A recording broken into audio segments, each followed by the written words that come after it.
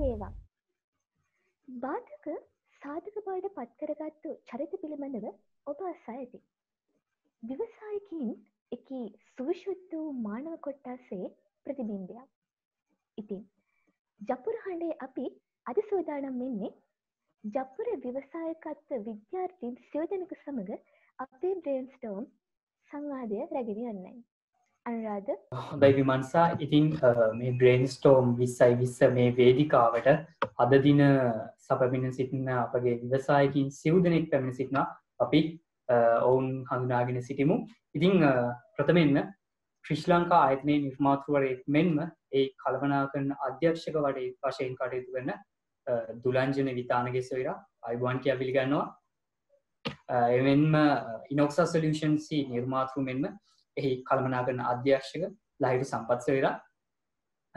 ඒ වගේම ඕලා එඩියුකේෂන් හි නිර්මාතෘ එමෙන්ම ප්‍රධාන අධ්‍යක්ෂක මදුෂද සිල්වා සහ ඩිජිටල් පොලෙහි නිර්මාතෘ වන හරිඳු පීරක්කොඩි සොයුරා. ඔබ සියලු දෙනාම ඉතාමත් ගෞරවයෙන් යුතුව මේ බ්‍රේන්ස්ටෝම් 2020 විත්ත් සාකච්ඡාව සඳහා ඉතාමත් ගෞරවයෙන් යුතුව පිළිගනු ලබනවා.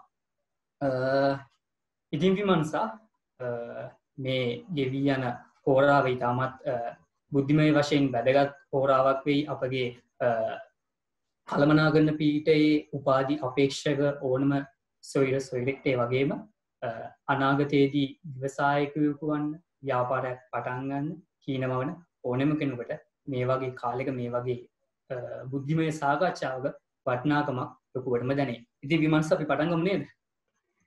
අනුරාධ, මේ අපේ ජපුර විශ්වවිද්‍යාලයේ ජයවර්ධනපුර විශ්වවිද්‍යාලයේ අපි කාටවත් හරිම ප්‍රසිද්ධ ඇප් එකක් නෙමේ වට්ස් නෝට් ඇප් එක කියලා කියන්නේ.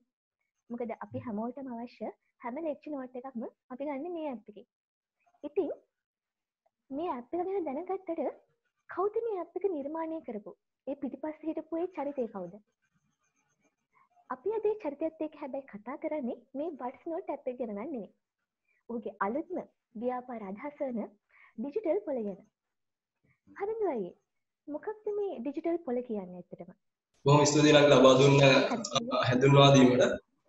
ඇත්තටම මුලින්ම ජපුර වොයිස් කණ්ඩායමට ස්තුතිවන්ත වෙනවා. අද අපිට මේ දේ ගැන කතා කරන්න ආරාධනා කිරීම ගැන සහ මේ වගේ දෙයක් පැවැත්වීම සම්බන්ධයෙන් කාලෝචිත දෙයක් මේ වගේ කාලයක. එතකොට වට්ස් නෝට් ගැන මුලින්ම සඳහන් කරපු නිසා මම ඒක ගැන පොඩ්ඩක් කියන්න. වට්ස් නෝට් ඇත්තටම මමයි තවත් මොරටුවේ විශ්වවිද්‍යාලයේ අධ්‍යාපනය හදාරන ලබන සදීප් වීරසිංහ කියන මයි ඒ යාළුවා තමයි හදන්නේ. ඒක මෙච්චර කාලයක් දුරට කැම්පස් එකේ ඔක්කොම නෝට්ස් එකතු කරලා කාලයක් දුරට ගන්න පවත්වගෙන ඇවිල්ලා තියෙනවා. ඒක ගැන ඕනම ස්තුතිවන්ත වෙනවා. අද කතාව ඩිජිටල් පොල. ඩිජිටල් පොල කියන අදහස එන්නේ මේ කොවිඩ් එක්කම. ඇත්තටම 2018 වගේ කාලේ අපි සෙකන්ඩ් ඉයර් ඉන්න කාලේ ලොකු ප්‍රශ්න කන්ෆ්ලික්ට්ස් එන්න ගත්ත මේ අපේ ඉන්න සමාජයේ. අපි දැක්ක සමාජ කණ්ඩායම් අතර ගැටුම් ඇති වෙනවා. ඒ වගේ පොඩි පොඩි ප්‍රශ්න දැක්ක. දැන් ওই ප්‍රශ්න දිහා දකින්නවත් අපි දැක්ක මූලිකම දේ තමයි මේ කට්ටිය සමහර දේවල් ගැන අවබෝධයක් නැහැ. සමහර දේවල් පිළිබඳ තොරතුරු ඒගොල්ලෝ දන්නේ නැහැ. ඒ හින්දා සීමිත තොරතුරු ප්‍රමාණයක් මත පදනම් වෙලා ඒගොල්ලෝ තීරණ අරගෙන වැඩ කරනවා. ඒකට එන්න එතන අපි දැක්ක ලොකුම ප්‍රශ්නය තමයි මේ තොරතුරු කියන එක මිනිස්සුන්ට ඒගොල්ලන්ට තේරුම් ගන්න පහසු ආකාරයෙන් හැම වෙලේම අවైలබිලිටි එකක් නැහැ. එන්න ඒක විසඳනවා කියන අදහසක් සෙකන්ඩ් ඉයර් ඉන්න කාලේ නම් තිබිලා මේ කොවිඩ් ප්‍රශ්නයත් එක්ක අපි දැක්ක මේ ගොවියන්ට ලොකු ප්‍රශ්න ගොඩක් එන්න ගත්තා. කාලෙක ඉඳන්ම ගොවියන් ප්‍රශ්නයක් තිබ්බා. ඒගොල්ලන්ට දැනගන්න ක්‍රමයක් තිබ්බේ නැහැ මිල ගණන් කොහොමද කියලා. මූලිකවම දඹුල්ල වගේ ආර්ථික මධ්‍යස්ථාන වලට ගිහින් තමයි ඒගොල්ලෝ අලුත් කරන කටයුතු කරගන්නේ. එතකොට ඒ වගේ ප්‍රයිස් රේට්ස් මොනවද කියන්නේ ඒගොල්ලෝ දන්නේ නැහැ. තමන් මේ දවස්වල යන්නේ තමන් වගා කරලා තියෙන එළවලු වලට මොන මිලක් හම්බෙයිද කියන්නේ ඒගොල්ලෝ ගාන දැනුමක් තිබ්බේ නැහැ. ඒ වගේම ඒගොල්ලෝ තෝක අතිරික්ත නිෂ්පාදනයක් කරලා තියෙනවා. එතකොට ඒ වගේ පසු නිෂ්පාදන ගැන ඒගොල්ලෝ දැනුමක් තිබ්බේ නැහැ. ඒ වගේ ප්‍රශ්න රාශියක් තිබ්බා. ඒකම මේ කොවිඩ් ප්‍රශ්නයත් එක්ක එන්න වැඩි වුණා. ආර්ථික මධ්‍යස්ථාන වැහුණා. එතකොට ඒගොල්ලන්ට තිබ්බ තෝක අතිරික්ත විකුණ ගන්න බැරි ප්‍රශ්නයක් තිබ්බා. ඒ දවස්වල තෝක අතිරික්තයක් තියෙනත් හින්දා මේ වගේ ප්‍රශ්න තියෙනවා. මිල ගණන් ගොඩක් වෙනස් වුණා තියෙන තත්ත්වත් එක්ක. එහෙනම් මෙන්න මේ ප්‍රශ්නේ දැක්ක අපි හිතුවා මේකට විසඳුමක් හදන්න ඕනේ කියලා. එතකොට ඒ කාලවකවලදී මායි තව අපි ඉතුරු කණ්ඩායම ස්මාර්ට් ඇග්‍රිකල්චර් පැත්තෙන් පොඩි ප්‍රොජෙක්ට් එකකට සංවාදයක් තිබ්බා. අපි කට්ටියක් එකතු වෙලා වැඩ කටයුතු ප්‍රමාණයක් කර සිටියා. ඒතකොට ඒ කාලේ මේ ප්‍රශ්නෙත් අපි දැක්කම කතා කරගුවම අපි ආවා මේකට විසඳුමක් හදන්න ඕන කියලා. කෙටි කාලයක් ඇතුළත දවස් 6ක් වගේ කාලයක් ඇතුළත වෙබ්සයිට් එකක් හදලා අපි මූලිකවම ගොවියන්ට දෙන ප්‍රධානම ප්‍රශ්නේ අපි දැක්කේ මේ එළවලු විකුණ ගන්න දී ගන්න විදිහක් නැහැ සහ වෙළඳුන්ට ගිහිල්ලා මිලදී ගන්න හැකියාවක් තිබෙන්නේ නැහැ. පර්මිට් ගන්න වල ප්‍රශ්න කර්ෆියු දාලා ලොක්ඩවුන් එකනේ තිබ්බේ. ඒ වගේ සහ අපි හැමෝම දැක්කා වගේ මේක ඔපචුනිටිස් ටිකකුත් හදුවා කොවිඩ්. ඒකත් එක්ක ගොඩක් අලුත් කට්ටියක් මේකට යොමු වුණා එළවලු ගිහිල්ලා මිලදී අරගෙන ඇවිල්ලා කට්ටියට බෙදා හරින්න. දැන් ඒකින්ද අලුතෙන් එකතු වෙච්ච ව්‍යාපාරික සංඛ්‍යාවකුත් තියෙනවා. ඒ හින්දා මේක තවත් තරමක් දුරකට ව්‍යාකූල වීමකටපත් වුණා. එන්නේ ඒවත් එක්ක අපි දැක්ක මූලිකම ප්‍රශ්නේ උනේ අපි මෙතන ගිහිල්ලා තවත් ව්‍යාපාරිකයෙක් වෙන්න නැතුව මේ මාකට් එකේ තියෙන විස්තර මිල මුදල් ප්‍රමාණය ඊට පස්සේ තොග කොච්චරක් තියෙනවද මොන ප්‍රදේශවලද තියෙන්නේ අන්නේ මූලික තොරතුරු ටික සෑම දෙනාට පහසුවෙන් පරිහරණය කරන්න පුළුවන් විදිහට ඇඩ් ලිස්ටිං වෙබ්සයිට් එක නිර්මාණය කරන එක තමයි අපි මූලිකව ගත්ත පියවර. එහෙම තමයි ඇත්තටම මේ ඩිජිටල් පොල් කියන අලුත් concept එකට අපිට යන්න පුළුවන් උනේ. හොඳයි හරිදයි දාදා. අද වෙන විට ඒ කියන්නේ බිස්නස් එක පටන් ගෙන තාම මාසයක්වත් නැති තරම් නේද? හරියටම මාසයක් වගේ මල්ලි අපි අප්‍රේල් 8 තමයි හරියටම ලොන්ච් කරේ.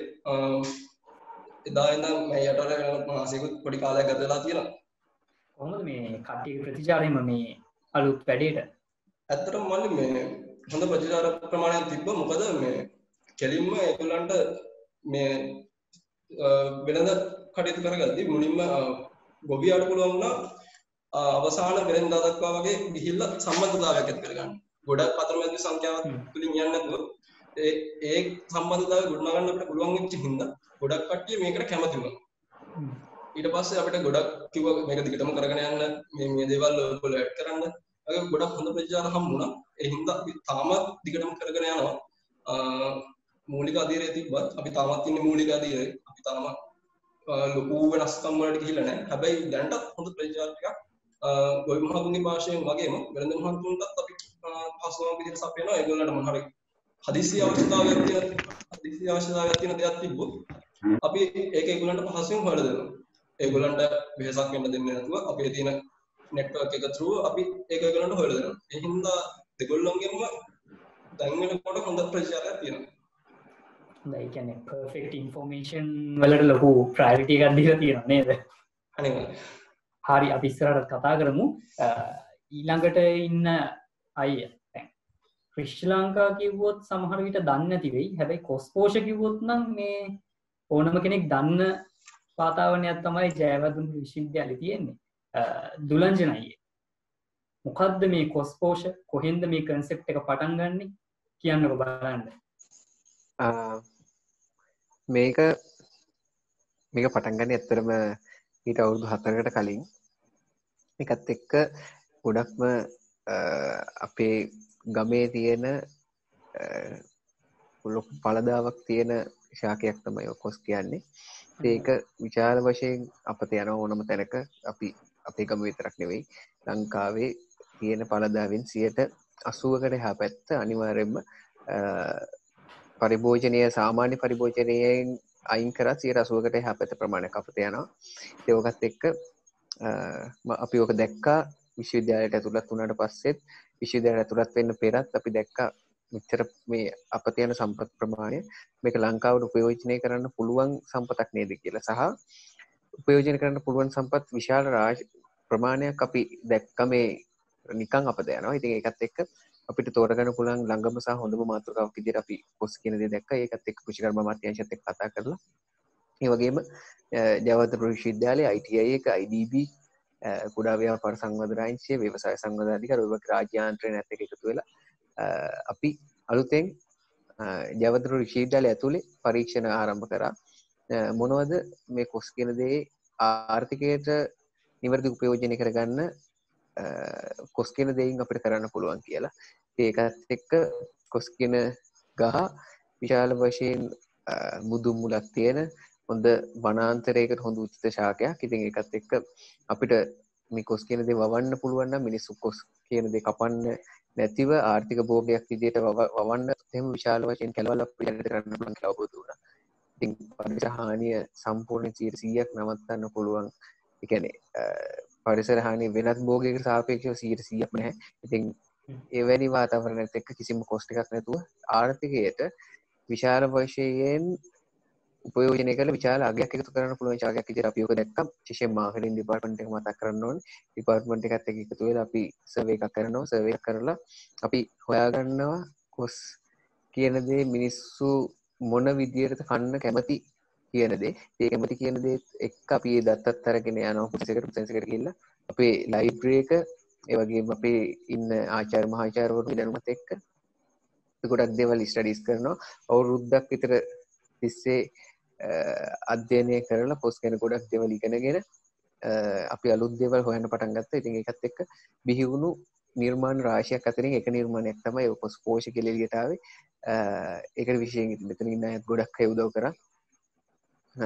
ලහිරු එහෙම ගොඩක් දේවල් ඒ සම්බන්ධයෙන් එකතු වෙලා කරපු පුද්ගලයෙක්. ඉතින් ඒකත් එක්ක අපි මම තනියෙන් උත්සාහයක් නෙවෙයි ගොඩක් දුරට කියන්නේ විශේෂයෙන් ගවර්න්මන්ට් සෙක්ටර් එක ඒ වගේම විශ්වවිද්‍යාලය ඒ වගේම පෞද්ගලික අංශය සියල්ල එකතු වෙලා දැන් අපි දිගු ගමනක් යන්න ආරම්භ කරලා තියෙනවා. මම හිතන්නේ කොස් කියන දේ තනි ව්‍යාපාරයක් විදිහට නෙවෙයි ලංකාව ඇතුලේ කර්මාන්තයක් විදිහට ගොඩනගන්න පුළුවන් පදනම අපි දැනටමත් ආරම්භ කරලා ඉවරයි. ඒක නිසා මම හිතන්නේ ඒ ගමන තමයි ශ්‍රී ලංකා ආයතනයේ දැනට වර්තමානයේ පවතින තත්ත්වය. මම හිතන්නේ ඔබ මේකට පේටන්ට් බලපත්‍රයක් මතකම් තියෙනවා නේද?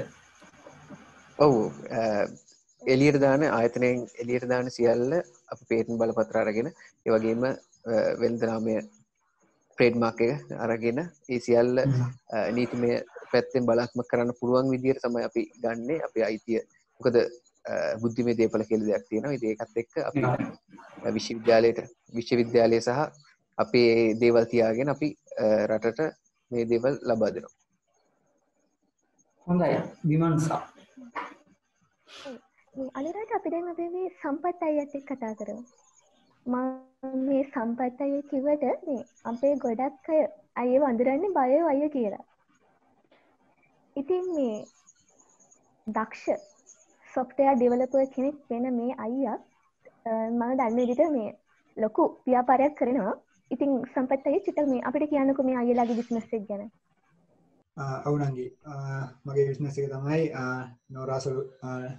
Nora Solutions.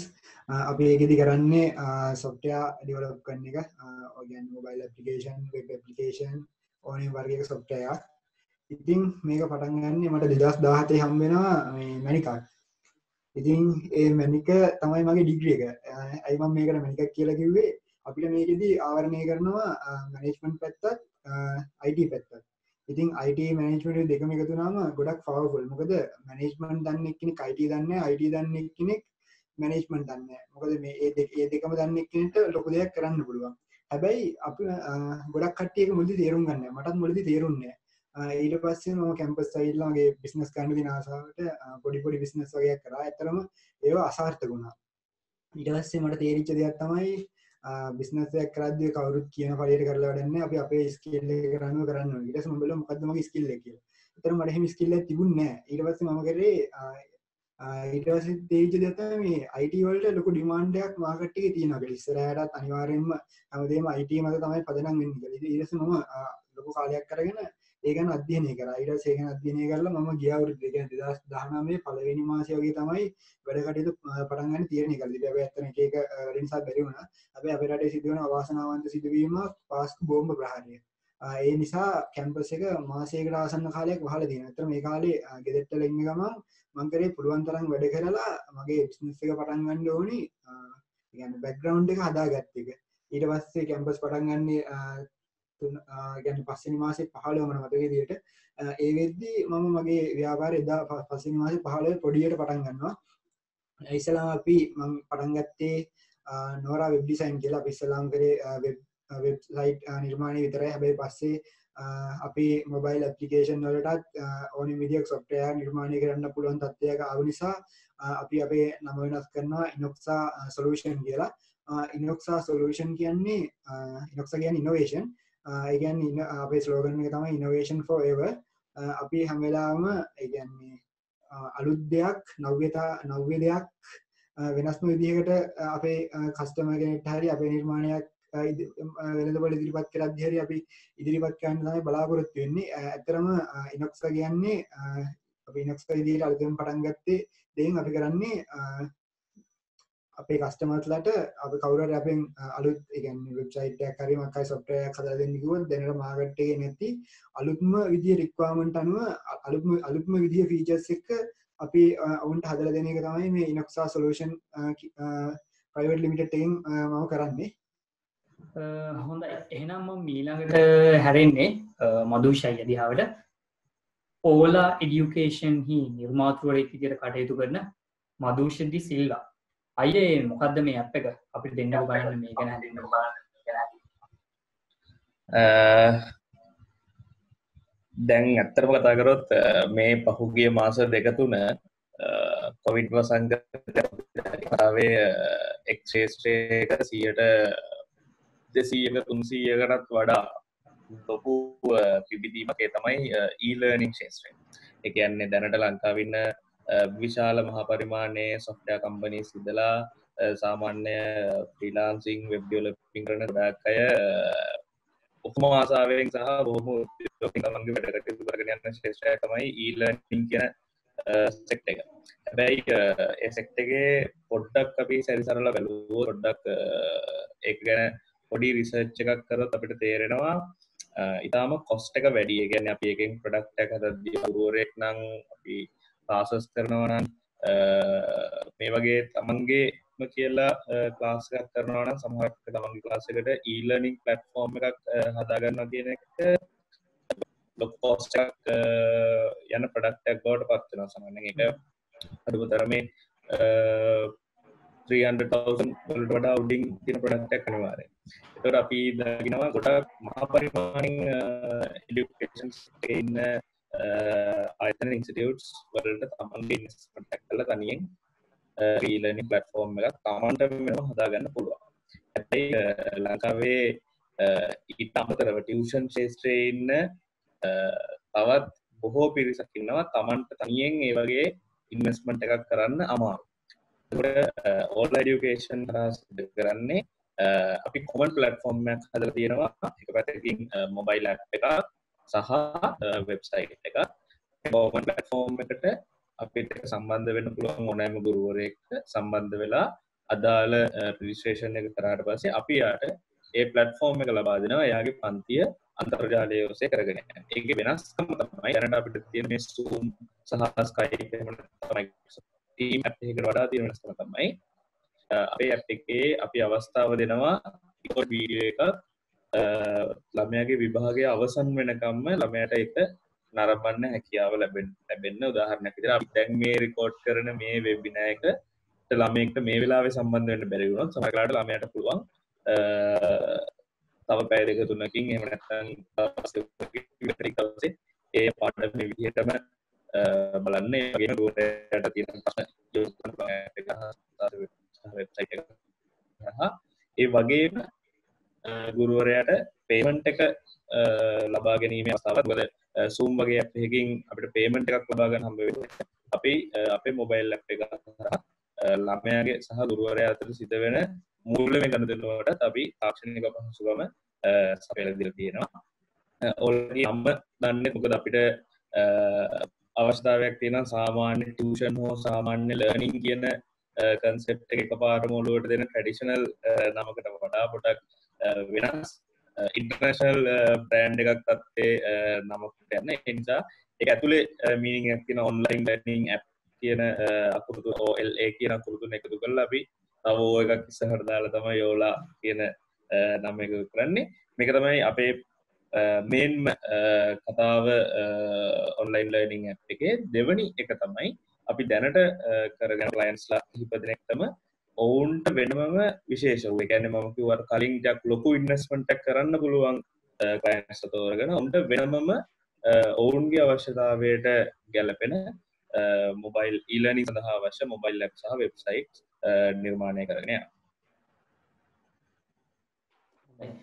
මම හිතන්නේ මේ වෙද්දිත් ඒ කියන්නේ දැන් ඔන්ලයින් ටීචින් කියද්දි සාමාන්‍යයෙන් දැන් කෙනෙක් හිතනදී ඔන්ලයින් එක යුනිවර්සිටි ලෙවල්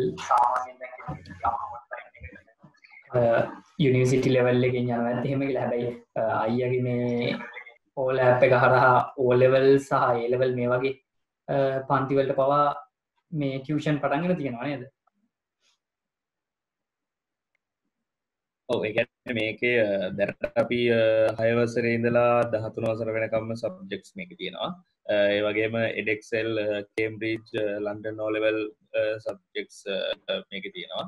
ඒ වගේම අපේ platform එකේ ඉඩහසර තියෙනවා අවශ්‍ය නම් 3 වසර 4 වසර ළමයෙක්ට ශිෂ්‍යත්ව පන්තියක් කරන්න වුණත් අපේ platform එක ඇතුලේ ඉඩ තියෙනවා. ඒ වගේම දීර්ඝ කාලීනව අපේ සැලැස්ම තමයි professional exams ඇත්තරත් ඇප් එක ඩිවලොප් කරන්න. හරි. එහෙනම් අපි ඊළඟට යන්න බලාපොරොත්තු වෙන්නේ හරිඳු අයියාගේ පැත්තට.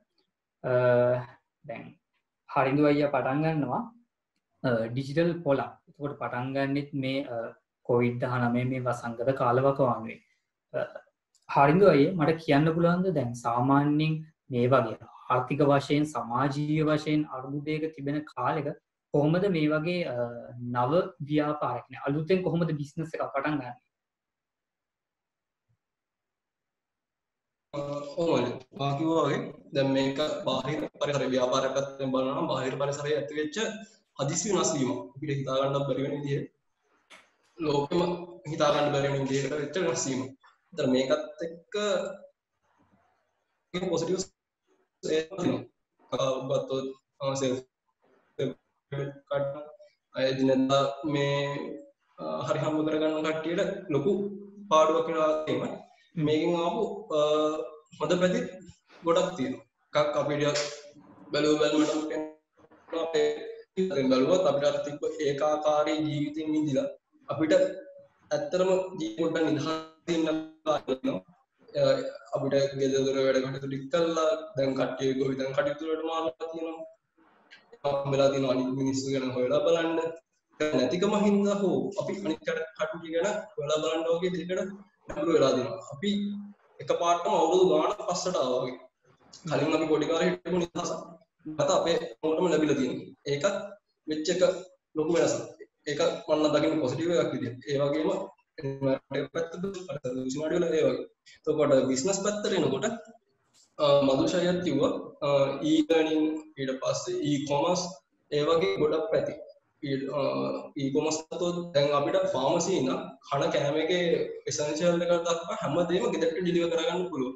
කලින් මේ ක්‍රමයේ තිබ්බනම් කලින් ක්‍රමයට තිබ්බනම් අපිට මේ PPA එක චේන්ජ් කරගන්න සෑහෙන මාකටිං එෆර්ට් එකක් දාලා කරන්න ඕනේ වැඩ. කට්ටියට දැන් ගොඩක් e-commerce platforms වල තියෙනවා. ඒගොල්ලන්ට ඉතාලම ලේසියෙන් ඒ මාකට් එක කැප්චර් කරන්න.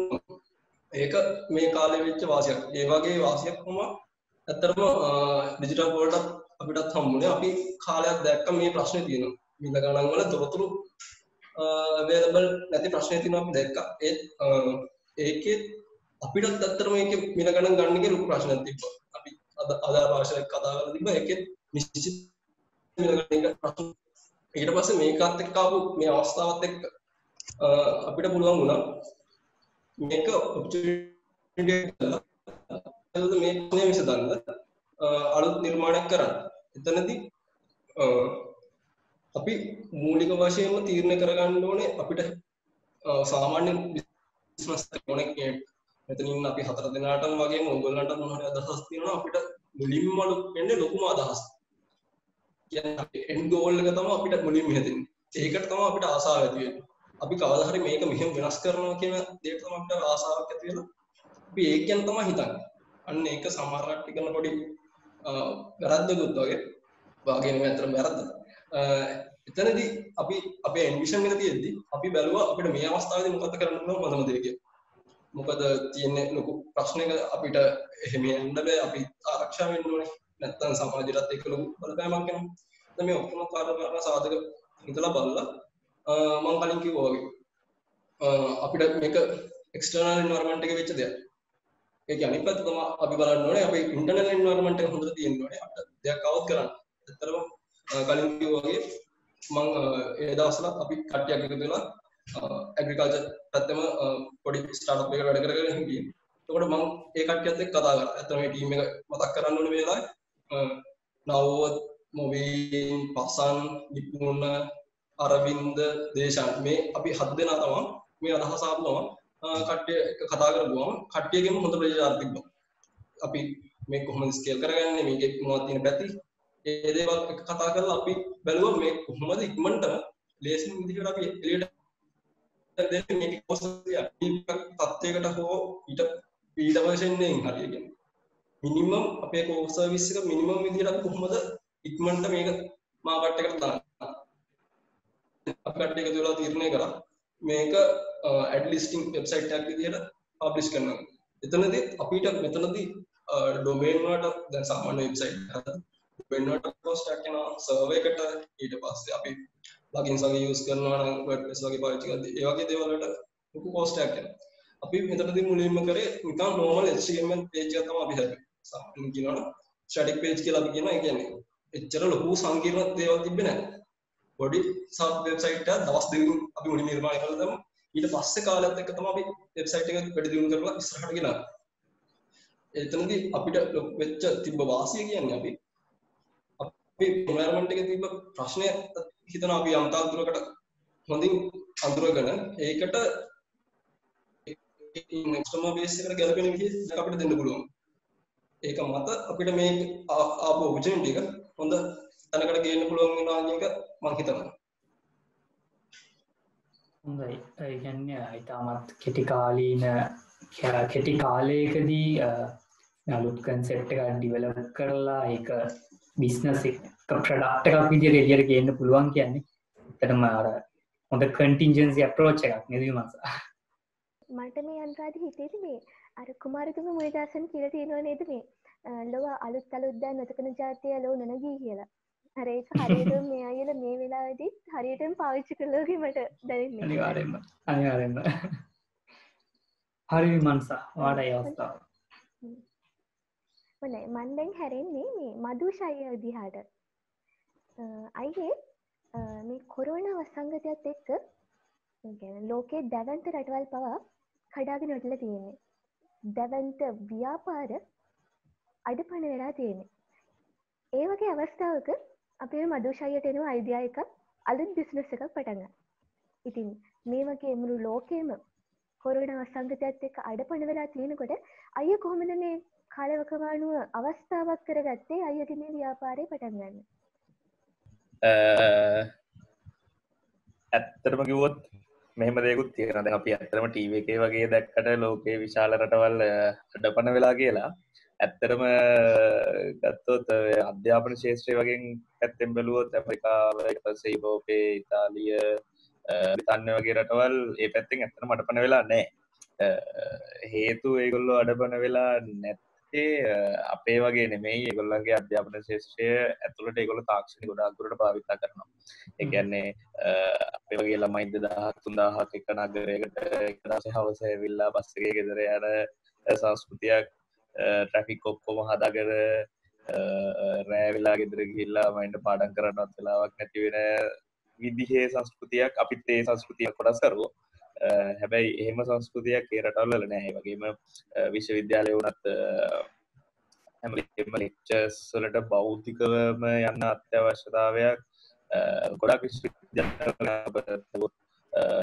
ඔක්ස්ෆර්ඩ් විශ්වවිද්‍යාලය ඊයේ නිවේදනය කරා 2021 වෙනකන් ඒගොල්ලන්ගේ සියලු අධ්‍යාපන කටයුතු ඔන්ලයින් ක්‍රමයෙන් සිදු වෙනවා කියලා.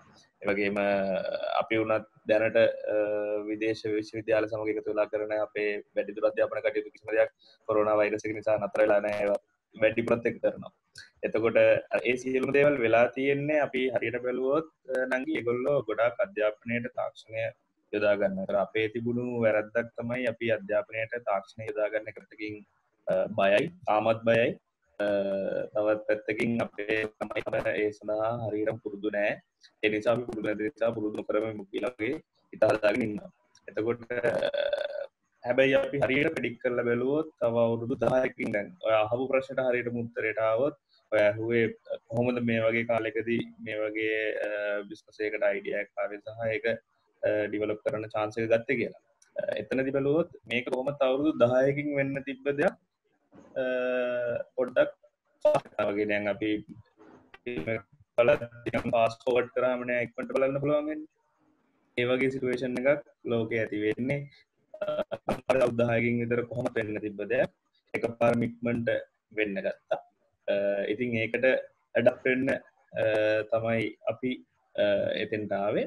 හැබැයි ඒ ඇඩප්ට් වෙද්දි එතනත් පොඩි ඉෂුව එකක් තියෙනවා. මොකද ඒකට ඒ වගේ වෙලාවක ගොඩාක් ඔප්ෂන්ස් හැදෙනවා. කියන්නේ අපි ඉකොනොමි ඉගෙන ගන්නවා වගේ මොකක් හරි මාකට් එකකට ලොකු ඩිමාන්ඩ් එකක් ඉදදී ඒකටම හරියන ලොකු සප්ලයි එකක් ආයි මාකට් ප්‍රොසෙස් වලින් ආයි ඇති වෙනවා. කියන්නේ එහෙම තත්ත්වයක් තමයි දැනටත් මේ අපි ඉන්න මාකට් එකේ අපි ඉන්න ඊලර්නින් කියන මාකට් එකේ තියෙන ලොකු බූම් එකක්. කියන්නේ ගොඩාක් කම්පනීස් දැනට ඊලර්නින් පැත්තට අතවත් නොගහ හිටපු IT කම්පනීස් මේ ගොඩක් කට්ටිය මේ පැත්තට එනවා. ඉතින් ඒ එතන අපිට පොඩි chance එක අඩුකමක් තියෙනවා. හැබැයි එතනදී අපි හැම වෙලේම මට තේරෙන විදිහට බලන්න ඕනේ ඒ මාකට් එකේ ඉන්න දැනට ඉන්න කවුරුත් නොකරන දෙයක් කරන්න. දැන් උදාහරණයක් විදිහට අපි ඔන්ලයින් এডুকেෂන් එක හරහා අපි දෙන course materials අපි දෙන videos ළමයින්ට ඕනතරම් පාරක් බලන්න අවස්ථාව දෙනවා. මේ videos අපි save කරලා තියාගන්නවා. ඇත්තට මේක අමාරු වැඩක්. ඒ කියන්නේ ඒකෙදී ඉන්වෙස්ට්මන්ට් එක වැඩි සහ ටෙක්නිකලි කරන්න ඕනේ දෙවකමාන වැඩි. ටෙක්නිකලිම කිව්වොත් අපිට හොඳ සර්වර් එකක් ඕනේ. ඒ වගේ බෑන්ඩ්විඩ්ත් එක අන්ලිමිටඩ් තියෙන්න ඕනේ. ඒතර මේ වගේ ගොඩක් දේවල් අපි බලන්න ඕනේ වීඩියෝ එක ළමයින්ට ඕන තරම් පාරක් බලන්න සහ විභාග ඉවරනකම්ම වීඩියෝ එක අපේ සර්වර්ස් වල සේව් කරලා තියාගන්න. ඒසි වැඩේ තමයි ගොඩක් අය දැනුත් කරන ලයිව් වීඩියෝ එකක් දානවා. ඒ වීඩියෝ එක ළමයි බැලුවා ඊට පස්සේ ආයි බලන්න හම්බ වෙන්නේ නැහැ. හැබැයි අපි ඒ නිසා දැන් අර මම කලින් කිව්වා වගේ ගොඩාක් කට්ටිය මේ මාකට් එකට ඇවිල්ලා තියෙන නිසා අපි try කරා ටිකක් වෙනස් දෙයක් කරන්න. අමාරුයි හැබැයි වෙනස් දෙයක් කරන්න. දැනට ඒක සාර්ථකයි. හැබැයි සමස්තයක් විදිහට ලංකාවේ තමයි තාම සූදානම් නැහැ. කොරෝනා තිබුණත් ඔන්ලයින් අධ්‍යාපනයට යන 100%ක්ම. ඒ හින්දා එක පැත්තකින් අපි අපේ බිස්නස් මොඩල් එක හදාගෙන ඉන්නවා. කොරෝනා නැති කාලෙක වුණත් සාර්ථක කරගන්න පුළුවන් විදිහට බිස්නස් මොඩල් එක හදාගෙන ඉන්නවා. හැබැයි මේ වගේ වෙලාවක chance එක ගන්න කොහොමද කියන එකට හරියට උත්තරේ කිව්වොත් මේ වගේ වෙලාවක ඇත්තටම ගොඩක් කට්ටිය මාකට් එකකට එනවා. ඒදී අපි හැම වෙලේම try කරා ටිකක් මස්තයක් කරලා එන කට්ටියට වඩා පොඩ්ඩක් උඩින් නෙමෙයි වෙන පැත්තකින් හිට ගන්න. එතකොට එතන මාකට් එකක් අපිට හදාගන්න පුළුවන් ඒක. හරි. මේක මම කිව්වේ. දැන් අපි ඒක මෙතනදී කතා කරේ බිස්නස් ඔපචුනිටි එකක් තිබ්බ කියලා. හැබැයි ඒත් එක්කම සෙට් එකක් ඇවිත් තියෙනවා මේ හැමෝම ඊලර්නින් කියන කන්සෙප්ට් එකට එන්න පටන් ගෙන තියෙනවා. ඉතින් මම ඊළඟට යමු වන්නේ මේ ලහිරු අයියා දිහාවට. ලහිරු අයියා දැන් ගොඩක් ව්‍යාපාරවලට මේ COVID-19 වසංගතයත් එක්ක ලොකු තර්ජනයකට කියන්නේ ලොකු තර්ජනයක් වෙලා තියෙනවා මේ COVID-19 කියන්නේ තමයි ව්‍යාපාර කටයුතු වලට. කියන්නේ ව්‍යාපාරවලට විතරක් නෙවෙයි කියන්නේ සියලුම දෙනාගේ ජීවිතේට පවා. ඉතින් ඔබගේ මේ ඉනොක්සා ආයතන ඉනොක්සා සොලියුෂන්ස් ආයතනයට කොහොමද මෙන්න මේ තර්ජනයට මුහුණ දීමට පියවර ගත්තේ? ඔව් මල්ලි, තර්ජන කියන්නේ ඇත්තටම පරිසරය වෙනස් වීම කියන්නේ අපිට ඒවා නවත්තන්න පුළුවන් දේවල් නෙවෙයි. මේ කොරෝනා වසංගතය ගත්තත් ඒක ඔයාටවත් මටවත් මේ ලෝකෙටවත් ඒක දැන් නතර කරන්න බැරි වෙලා තියෙනවා. ඉතින් එහෙනම් අපි කරන්න ඕනේ ඒ වෙනස් වීම වලට අපි අවනත කියන්නේ අපි ඒවට සූදානම් වෙන්න ඕනේ. ඕනේ වෙනස් වීමක් වුණොත් අර නම්‍යශීලී වෙන්න ඕනේ කියන්නේ අපි ඕනි විදිහකට නම්‍යශීලී වෙන්න ඕනේ. අපි බාස්කට් එකකට දැම්මම ඒ බාස්කට් එකේ හැඩය ගන්නවා වගේම බෝතලයකට දැම්මම අර වතුර එක ඒ බෝතලේ හැඩය ගන්න ඕනේ. අපි ව්‍යාපාර කරද්දී අපිත් ඒ වගේ සූදානම් වෙනවා නම් අපිට ඒව තර්ජන නෙවෙයි. අපිට පුළුවන් හැම අභියෝගයක්ම අපිට පුළුවන් ඔපචුනිටි එකක් කරගන්න. මම දැක්කේ කොවිඩ් කියන්නේ මේ අභියෝගයක් විදිහට නෙවෙයි. ඒක මට ආපු ඔපචුනිටි එකක් විදිහට. කොවිඩ් නිසා කැම්පස් වහපු දවසින් ඉඳන්ම ගෙදර ආපු දවස් ඉඳන්ම මම ප්ලෑන් කරේ කොහොමද මගේ ඉස්සරහට වැඩ කටයුතු ටික කරන්න කියලා. ඇතරම කොවිඩ් නිසා මගේ ලොකුම ජයග්‍රහණයක් මට ලබනවා. ඒ තමයි මගේ ඉස්සරින් ඉඳන් තිබ්බ ලොකු හිණයක් තමයි මගේම කියලා සමාගමක් පටන් ගන්න එක. ඉතින් කොවිඩ් එක මට ගිය සතියේ පුළුවන් වුණා මගේ Inoxa Solution එක Inoxa Solution Private Limited විදිහට ලියාපදිංචි කරන්න. ඉතින් දැන් අපි පෞද්ගලික සමාගමක් විදිහට කටයුතු කරනවා. ඊට අමතරව මම කරේ දැන් දවසක මේ කොරෝනා ඉවර වෙනවනේ. ඒ කොරෝනා ඉවර වුණායින් පස්සේ අපිට අලුත් ලෝකයක් තියෙන්නේ.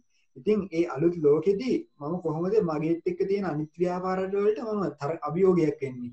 අභියෝග වෙලා ඒ ඔවුන් අභිභවා යන්නේ කොහොමද කියන දේ මම අධ්‍යයනය කරා. ඒ කියන්නේ එහෙමනම් මට තියෙන එකම දේ තමයි මගේ ගාවට එන කස්ටමර් කෙනෙක්ට ඔවුන් ගෙවන මිලට ඒ කියන්නේ ඔවුන්ට යම්කිසි මුදලක් ගෙවනවා නම් ඒ මිලට වඩා මම ඔවුන්ට සර්විස් එකක් දෙන්න ඕනේ. මම බලුවේ කොහොමද ඔවුන් මට යම්කිසි මුදලක් ගෙවන මුදලට වඩා දෙතුන් ගුණයක මම වැඩි සර්විස් එකක් දෙන්නේ කියලා. මොකද එතකොට තමයි මේ අපේ වැලියු එක වැඩි වෙන්නේ. මම ඒ ගැන ස්ටඩි කරා. ඊට පස්සේ කරන්න තියෙන දේ තමයි අපිට අපේ ස්කිල් ටෙක්නොලොජි කියන්නේ අතරම හිතා ගන්න බැරි තරම් වේගෙන් වෙනස් වෙන ෆීල්ඩ් එක. ඒ ෆීල්ඩ් එකේදී අපි අපේ ස්කිල් දවසින් දවස අප්ඩේට් කරගත්තේ නැත්නම් අනිවාර්යෙන් අපේ බිස්නස් ඩ්‍රොප් වෙනවා. ඒ නිසා මම ඒවට සූදානම්. ඊට පස්සේ අපේ රටේ තියෙන ප්‍රධානම අංශයක් තමයි මේ කුඩා හා මධ්‍ය පරිමාණ ව්‍යාපාරය කියන්නේ. ඇත්තටම ඔවුන් ව්‍යාපාර කටයුතු කරද්දී විශාල ප්‍රශ්න සංඛ්‍යාවකට මුහුණ දෙනවා දෛනිකව. ඉතින් මම මායි මගේ තව මිතුරන් කීප දෙනෙකු එකතු වෙලා ඒ වෙනුවෙන් ඔවුන්ට ඇත්තටම අලුත්ම විසඳුමක් දැනට එහෙම දෙයක් මම හිතන්නේ ලංකාවේ නෑ. අපි ඒ දේ තව මාස දෙකකින් විතර අපිට එළියට දාන්න පුළුවන් අපේ ඒ නිෂ්පාදනයේ. ඒ තුළින් අපි බලාපොරොත්තු වෙනවා කුඩා මධ්‍ය පරිමාණ ව්‍යාපාරිකයන්ට අපි අත්ලක් වෙන ගමන්ම ඔවුන්ව ගොඩනැගීම තුළින් අපේ රටත් ගොඩනගන්න අපිට පුළුවන් වෙයි කියලා අපිට ලොකු විශ්වාසයක් තියෙනවා. ඊට අමතරව අධ්‍යාපන ශාස්ත්‍රය සම්බන්ධවත් අපේ මොබයිල් ඇප් එකක් අපේ එළියට එන්න තියෙනවා. ඒවා තමයි ඇත්තටම කොරෝනා නිසා අපිට ආපු බෙනිෆිට්. ඇත්තටම කොරෝනා නිසා මට කිසිම අඩුපාඩුවක් වුණේ නැහැ, කිසිම පාඩුවක් වුණේ නැහැ. කොරෝනා නිසා ඇත්තටම ගොඩක් ශක්තිමත් වුණා. ඒ අලුත් ලෝකෙදී අලුතෙන් එන ලෝකෙදී අපි ඇත්තටම කොහොමද ඕනිම අභියෝගයකට මුහුණ දීමේ හැකියාව ඇත්තටම දැනට මට සමාගමක් විදිහට මට තියෙනවා. මම ඒ වෙනුවෙන් ඇත්තටම දැන් අපි ඉස්සරහට මුහුණ දෙන්නේ මම කලින් දැන් අවුරුද්දක විතර කාලයක් කරේ මම තනි පුද්ගල ව්‍යාපාරයක් විදිහට. ඉතින් මම දැන් ඉස්සරහට මුහුණ දෙන්නේ සමාගමක් විදිහට. ඉතින් මම ලෑස්ති ඒ එන අභියෝග වලට දැන් ඉඳන්ම ප්ලෑන් හදලා ඒ ඕනිම අභියෝගයකට මුහුණ දෙන්න ඕනි වාතාවරණය මම මේ කොරෝනා නිසා මට ලබා ගන්න පුළුවන් වුණා. ඇත්තටම විවිධ ප්‍රශ්න එනවා. අපි නම්‍යශීලී වෙන්න ඕනේ හැමදේටම. ඔබ මොන ව්‍යාපාර කරත් රැකියාව කරත් ඔබ නම්‍යශීලී නොවනවා නම් අනිවාර්යෙන් ඔබට පැවැත්මක් නැහැ. ඇයි මේ ඩයිනෝසරස්ලා මේ ලෝකෙන් වද වුණේ? ඔවුන් ඇත්තටම ලෝකෙ වෙනස් වීමට නම්‍යශීලී වුණේ නැහෙනි. අපිත් එහෙම වෙන්නේ නැත්තම් අනිවාර්යෙන් අපිටත් කිසිම පැවැත්මක් නැහැ. අපිට හැකියාව තියෙන්න ඕනේ ඕනිම දෙයකට වෙනස් වෙන්න. ඉතින් මේ කොරෝනා කියන්නේ අපේ ජීවිතේට මම හැම වෙලාවෙම දකින්නේ කොරෝනා කියන්නේ මට හම්බෙච්ච ලොකු මේ ටැග් එකක් විදිහට. කියන්නේ එහෙම කියන්න හොඳ නෑ. මේ මොකද දහස් සංඛ්‍යාවක් මිනිස්සු මිය යනවා. හැබැයි ඒ කියලා ඒ වෙනුවෙන් මට බෙහෙතක් හොයාගන්නවත් බෑ. මට කරන්න තියෙන්නේ ඉදිරි ලෝකෙදී මේ ලෝකෙ තවත් ශක්තිමත් කරන්න මම මොනවද කරන්න කියන දේ තමයි මම සැලසුම් කරේ. ඊට අමතරව ඇත්තට මේ කොරෝනා වෙනුවෙන් මම පොඩි ඇප් එකක් හදන්න සැලසුම් කරලා තිබ්බා. ඔයාලා සමහරවල් දකින්න ඇති. ඊට පස්සේ ඒක වෙනම විදියකින් හොර අයියා කෙනෙක් ඒක එළියට දාලා තිබුණා. අතට මේ බෑන්ඩ් එකක් දාලා ඒ බෑන්ඩ් එක අර එයා ඒ අදාළ සීමාවෙන් එහාට ගියාට පස්සේ මේ අර ඇලර්ට් එකක් එන විදියට ඇත්තටම මම ඒක මගේ ප්ලෑන් කරලා තිබ්බේ මම ඇලර්ට් එකක් අතට බෑන්ඩ් එකක් දාන විදියට නෙවෙයි. ඒක සම්පූර්ණයෙන්ම මොබයිල් ඇප් එකක් through control වෙන්න ඇත්තටම අර දේ මගේ ඒ කියන්නේ මම ප්ලෑන් කරපු දේටත් වඩා හොඳට ආපු නිසා මම ඒ දේ පිළිබඳව ආයෙ බලන් ගියේ නෑ. මගේ අනිත් වැඩ කටයුතු බලාගත්තා. ඇත්තටම කොරෝනා නිසා මට කියන්න තියෙන්නේ මම සාර්ථකයි කියලා. ඔබට තියෙන්නේ ඉදිරියේදීත් ඇත්තටම විවිධ වසංගත අභියෝග එයි. ඔබත් ඒ ඕනිම අභියෝගයකදී ඔබ ඔබේ හැකියාවන් වර්ධනය කරගෙන ඕනිම දෙයකට මුහුණ දෙන්න සූදානම් නම් අභියෝග කියන්නේ අපිට ප්‍රශ්නයක් නෙවෙයි. ඒක අපිට එන ඔපචුනිටි එකක් කියලා තමයි මම කියන්න කැමතියි. මේ කොරෝනා අසංගතයත් එක්ක අපේ හුඟක් අය, කියන්නේ අපේ රටේ හුඟක් අය දේශීය ආහාර වලට යොමු වුණා. කියන්නේ උදාහරණයක් විදිහට කොස්, පොලොස්, ඒ වගේම මඤ්ඤොක්කා. ඉතින් මේ වගේ අවස්ථාවක දුලංජනයි මේ කොස් පෝෂ මොන වගේ දායකත්වයක්ද සමාජයට දෙන්නේ? කොරෝනා තත්ත්වෙත් එක්ක මම හිතන්නේ ලංකාවේ දේශීයත්වයට සෑහෙන්න මිනිස්සු යොමු වුණා. මොකද මේ ආවේ වසන්ත කාලේ නැත්තම් සීසන් එක පළතුරු වල එළවලු වල ඉතින් ඒකත් එක්ක විශාල ප්‍රමාණයෙන් මේ කොස් එහෙම මේ වාරේ හැදිලා තිබුණා. ඒක chance එකක් වුණා මිනිස්සුන්ට මේ ආපු COVID-19 වසංගතයේ විශේෂයෙන් බඩගින්නෙන් මිදෙන්න ගොඩක් අය මේ දේවල් භාවිත කරා සහ ඒකේ ගුණ අගුණ විශේෂයෙන් ගොඩක් අය දැනගත්තා. මොකද අපි ගොඩක් වියදම් කරලා ගොඩක් ඉන්වෙස්ට්මන්ට් කරලා ගොඩක් ප්ලෑන් කරලා කරන්න ඕන දේවල් මේ ප්‍රයෝජන කියලා දෙන්න ඕන දේවල් අපිට නොමිලේ සහ ඉතා වේගයෙන් සමාජය තුළ පතිරව ගන්න පුළුවන් වුණා. මේ ප්‍රශ්නෙත් එක්ක මිනිස්සුන්ට ගොඩක් කියන දේ ප්‍රයෝජනය අපිට කියලා දෙන්න පුළුවන්. ඒකත් එක්ක පෝෂක නිෂ්පාදිතය වෙනකොට එකම මේ කොස් කියන දේ වටිනාකම මිනිස්සුන්ගේ හිතේ තියෙනවා. ඉතින් ඒකත් එක්ක ගොඩක් තිබුණු මාකට් එකේ තිබුණු සියලුම ප්‍රොඩක්ට් මම දැන් එකපාරට බූස්ටර් ගොඩක් දේවල් අලෙවිය නැත්නම් ඒකත් එක්ක අපිට තේරුණා විශාල ඉල්ලුමක් සහ මේ කියන ගුණාත්මක භාවය දැනගත්තාම මේකේ තියෙන ඉල්ලුම අපිට දරා ගන්න බැරි විදිහට ඇත්තටම වැඩි වුණා. ඒකත් එක්ක මම හිතන්නේ මේ දේශීයත්වයට ආදරය කරන ශ්‍රී ලාංකිකයින් පිරිසක් මේ කොට් එක ගුණගත කොස්කෝ කියන නිෂ්පාදනයට අපිට පුළුවන් වුණා ඒ දේශීයත්වයට ආදරය කරන මිනිස්සුත් එක්ක පාරිභෝගිකයන්ත් එක්ක ඒ වගේම රටේ අපතේ යන සම්පත් අපිට ප්‍රයෝජනයට ගන්න පුළුවන් දේශීය පැත්තකුත් විශාල ලෙස අපිට නිකන් ආර්ථිකයේදී නිකන් තත්වයකදී කරගන්න බැරි බොහෝ දේවල් මේ කොරෝනා නිසා අපිට හම්බුණා. ඒකත් එක්ක විශාල වශයෙන් කොස්පෝෂ කියන නිෂ්පාදිතයෙන් අපිට සහ අලුත් ප්‍රොඩක්ට් ගණනාවක් ඒ කොස්පෝෂ කියන නිෂ්පාදිතයට අමතරව අපිට සැලසුම් කරන්න පුළුවන් වුණා. ඉතින් ඒකත් එක්ක මිනිස්සු අතරට කොස්පෝෂ කියන නිෂ්පාදිතයක් කොස් කියන ප්‍රොඩක්ට් එකක් කොස් කියන ස්වභාව ධර්මයෙන් අපිට හම්බ වෙන දායාදයක් ප්‍රචලිත කරගන්න පුළුවන් වුණා. ඉතින් ඒක තමයි අපේ කොස්පෝෂ නිෂ්පාදිතයට අමතරව අපේ මේන් ටාගට් එකක් විදිහට තියෙන්නේ ඉන්ඩස්ට්‍රි එකක් ඩෙවලොප් කරන එක. රට තුල නව කර්මාන්තයක් බිහි කරන එක. ඉතින් ඒකත් ඒ දේවල් කොස්පෝෂ කියන එකත් එක අඩිතාලම දැම්ම වගේම ඒ අඩිතාලම වේගයෙන් දියුණු කරගන්න මේ COVID-19 වසංගතයෙන් අපිට පුළුවන් වුණා. මොකද ඒක මිනිස්සු අතරට වේගෙන් ගෙනියන්න පුළුවන් වුණා. ඉතින් මම හිතනවා කොස්පෝෂ කියන නිෂ්පාදිතයේ බලපෑම මම හිතන්නේ මේ පැත්තට තමයි ගොඩක්ම මේ වසංගතයත් එක්ක යොමු වෙන්නේ.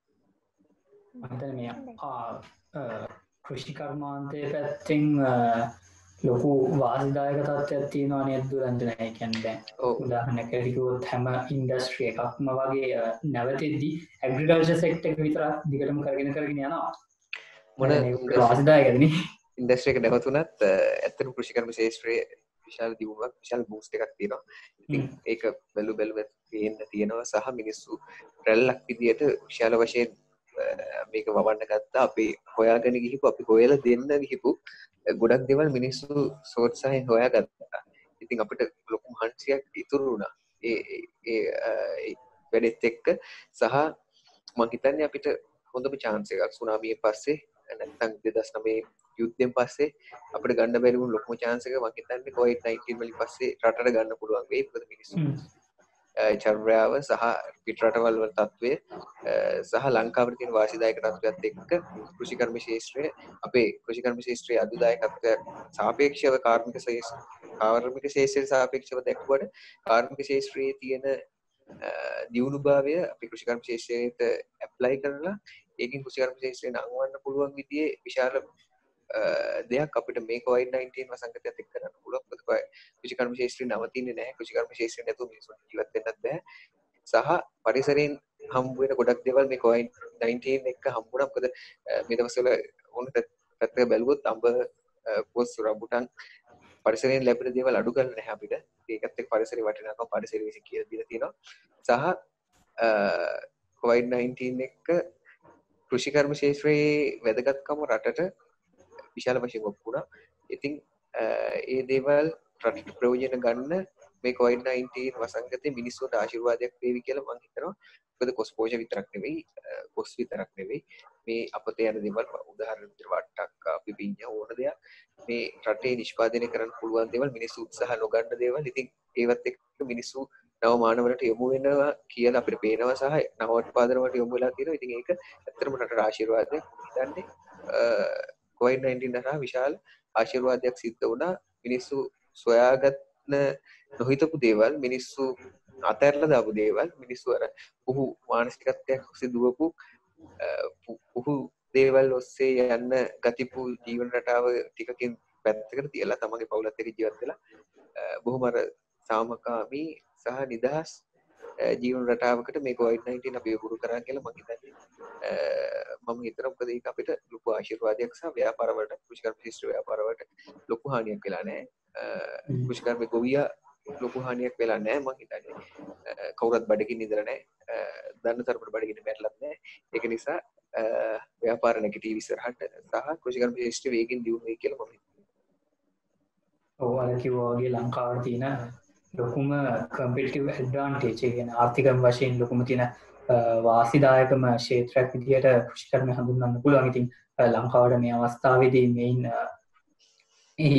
ප්‍රතිලාභ ගන්නට පුළුවන් නම් ඒ තාමත් වැදගත් අවස්ථාවක් වෙයි. එහෙනම් ඊළඟට මම යොමු වන්නේ මදුෂයි දිහාට. මදුෂයි දැන් මේ කාලේ දැන් අයියා කිව්වා ගොඩක් ව්‍යාපාර පටන් ගත්තා කියලා. කියන්නේ ඔන්ලයින් ටීචින් වලට විතරක් නෙවෙයි, ඒ කියන්නේ විවිධ ක්ෂේත්‍ර වලට කියන්නේ මාර්ගගත ක්‍රමවේදයට යන ගොඩක් ව්‍යාපාර මේ කාලේ පටන් ගන්නවා. හැබැයි දැන් මේ පටන් ගත්තා වගේම දැන් අපිට එකතැනකදී ලහිරු අයියා කියනවා මේ දැන් අවුරුදු 2කින් විතර කොහොම හරි මේකට අදාළව මේ ප්‍රතිශක්තිය කරන ඖෂධයක් වාගෙන මේ ලෙඩේ සුව කරයි. වසංගතයෙන් ඇත්තටම නැති වෙයි. අන්න එදාට මොකද්ද මේ ව්‍යාපාරවලට වෙන්නේ? මේ ව්‍යාපාරවල සර්වයිවල් එක මේ වගේ පැවැත්ම රඳා පවතින්නේ මොන වගේද කටයුතු කරන්න ඕනේ? මේක නම් ඔබේ අදහස මොනවද? ඔව් ඒක ඇත්තටම දෙපැත්තක් තියෙනවා මල්ලි. කියන්නේ දැනට මේ ක්‍රමයේ ඉවර වෙන්නේ. කියන්නේ මේ ප්‍රශ්නේ ඉවර වෙන්න විදි දෙකක් තියෙනවා. එක්කෝ වැක්සින් එකක් හොයාගෙන ලෝකයේ සම්පූර්ණයෙන් යථා තත්ත්වයට කලින් විතර මාස ගානකට කලින් තිබ්බ තත්ත්වයටපත් වෙන්න පුළුවන්. එහෙම නැත්නම් සමහර විට මිනිස්සු මේකත් එක්ක ජීවත් වෙන්න පුරුදු වෙන්න පුළුවන්. ඒ රිස්ක් එක අරගෙන සමහරක් සෝෂල් ඩිස්ටන්සින් තියාගෙන ඒ විදිහටම කලින් වැඩ ටික කරගන්න තත්ත්වයටපත් වෙනවා. මේ ඔප්ෂන්ස් දෙකට කොහොමත් අපි තව අවුරුද්දක් විතරද අනිවාර්යෙන් යවෙනවා. මොකද අපි හැමදාම ගේ ඇතුළට වෙලා ඉන්නෙත් නැහැ. ඒ වගේම එහෙම ඉන්න වුණත් සමහරක් විට සවුත් කැන්සර් වලින් වැක්සින් එකක් වගේ මේකට හොයාගන්න. එතකොට ඔය අහපු ප්‍රශ්නේ ඉතාම වැදගත්. මොකද අපි බිස්නස් එකක් ප්ලෑන් කරන්න ඕනේ සාමාන්‍යයෙන් මාසයකට දෙකකට හෝ අවුරුද්දකටත් නෙමෙයි. අපි නොදකින අනාගතයක් දක්වාම අපි ව්‍යාපාරයක ලොං ටර්ම් ගෝල් එක තියෙනවා. එතකොට මම කතා කරන්නේ මගේ ව්‍යාපාරයේ පැත්තෙන් විතරක් නෙමෙයි. අපි මාර්ගගත ව්‍යාපාරයක් බේස් කරගත්ත ව්‍යාපාරයක් පටන් ගත්ත හැමෝම පුළුවන් තරම් උත්සාහ කරන්න ඕනේ ඒක නැවතත් ලෝකේ යථා තත්ත්වයටපත් වෙද්දී එතෙන්ට ඇඩැප්ට් වෙන්න පුළුවන් විදිහේ නීඩ් එකක් එතන හොයාගන්න. දැන් උදාහරණයක් විදිහට e-learning platform එකක් ගත්තොත් ඒ e-learning platform එකට පුළුවන් වෙන්න ඕනේ නැවතත් physically classes physically learning තියෙන කාලෙක ඒකට aid එකක් වෙන විදිහේ නැත්නම් ඒකට උපකාරකයක් වෙන විදිහේ පහසුකම් සපයන්න. එතකොට ඒක තමයි මම දකින ප්‍රධානතම වැදගත්කම ඕනම මේ වගේ ව්‍යාපාරයක තියෙන්න අවශ්‍ය. මොකද අපි හඳුනා ගන්න ඕනේ මේ මාස දෙක තුන ඇතුළත ආරම්භ වෙච්ච මේ අවශ්‍යතාවයක් ගැන නෙමෙයි. ඒක නැති වෙච්ච අවශ්‍යතාවයක් ගැන නෙමෙයි. ඒ අවශ්‍යතාවයේ දිගු කාලීන පැවැත්ම කොහොම වෙයිද? ඒ පැවැත්මත් එක්ක අපේ ඉන්න ටාගට් මාකට් එක අපේ ඉන්න කස්ටමර් බේස් එක කොයි විදිහට හැසිරෙයිද?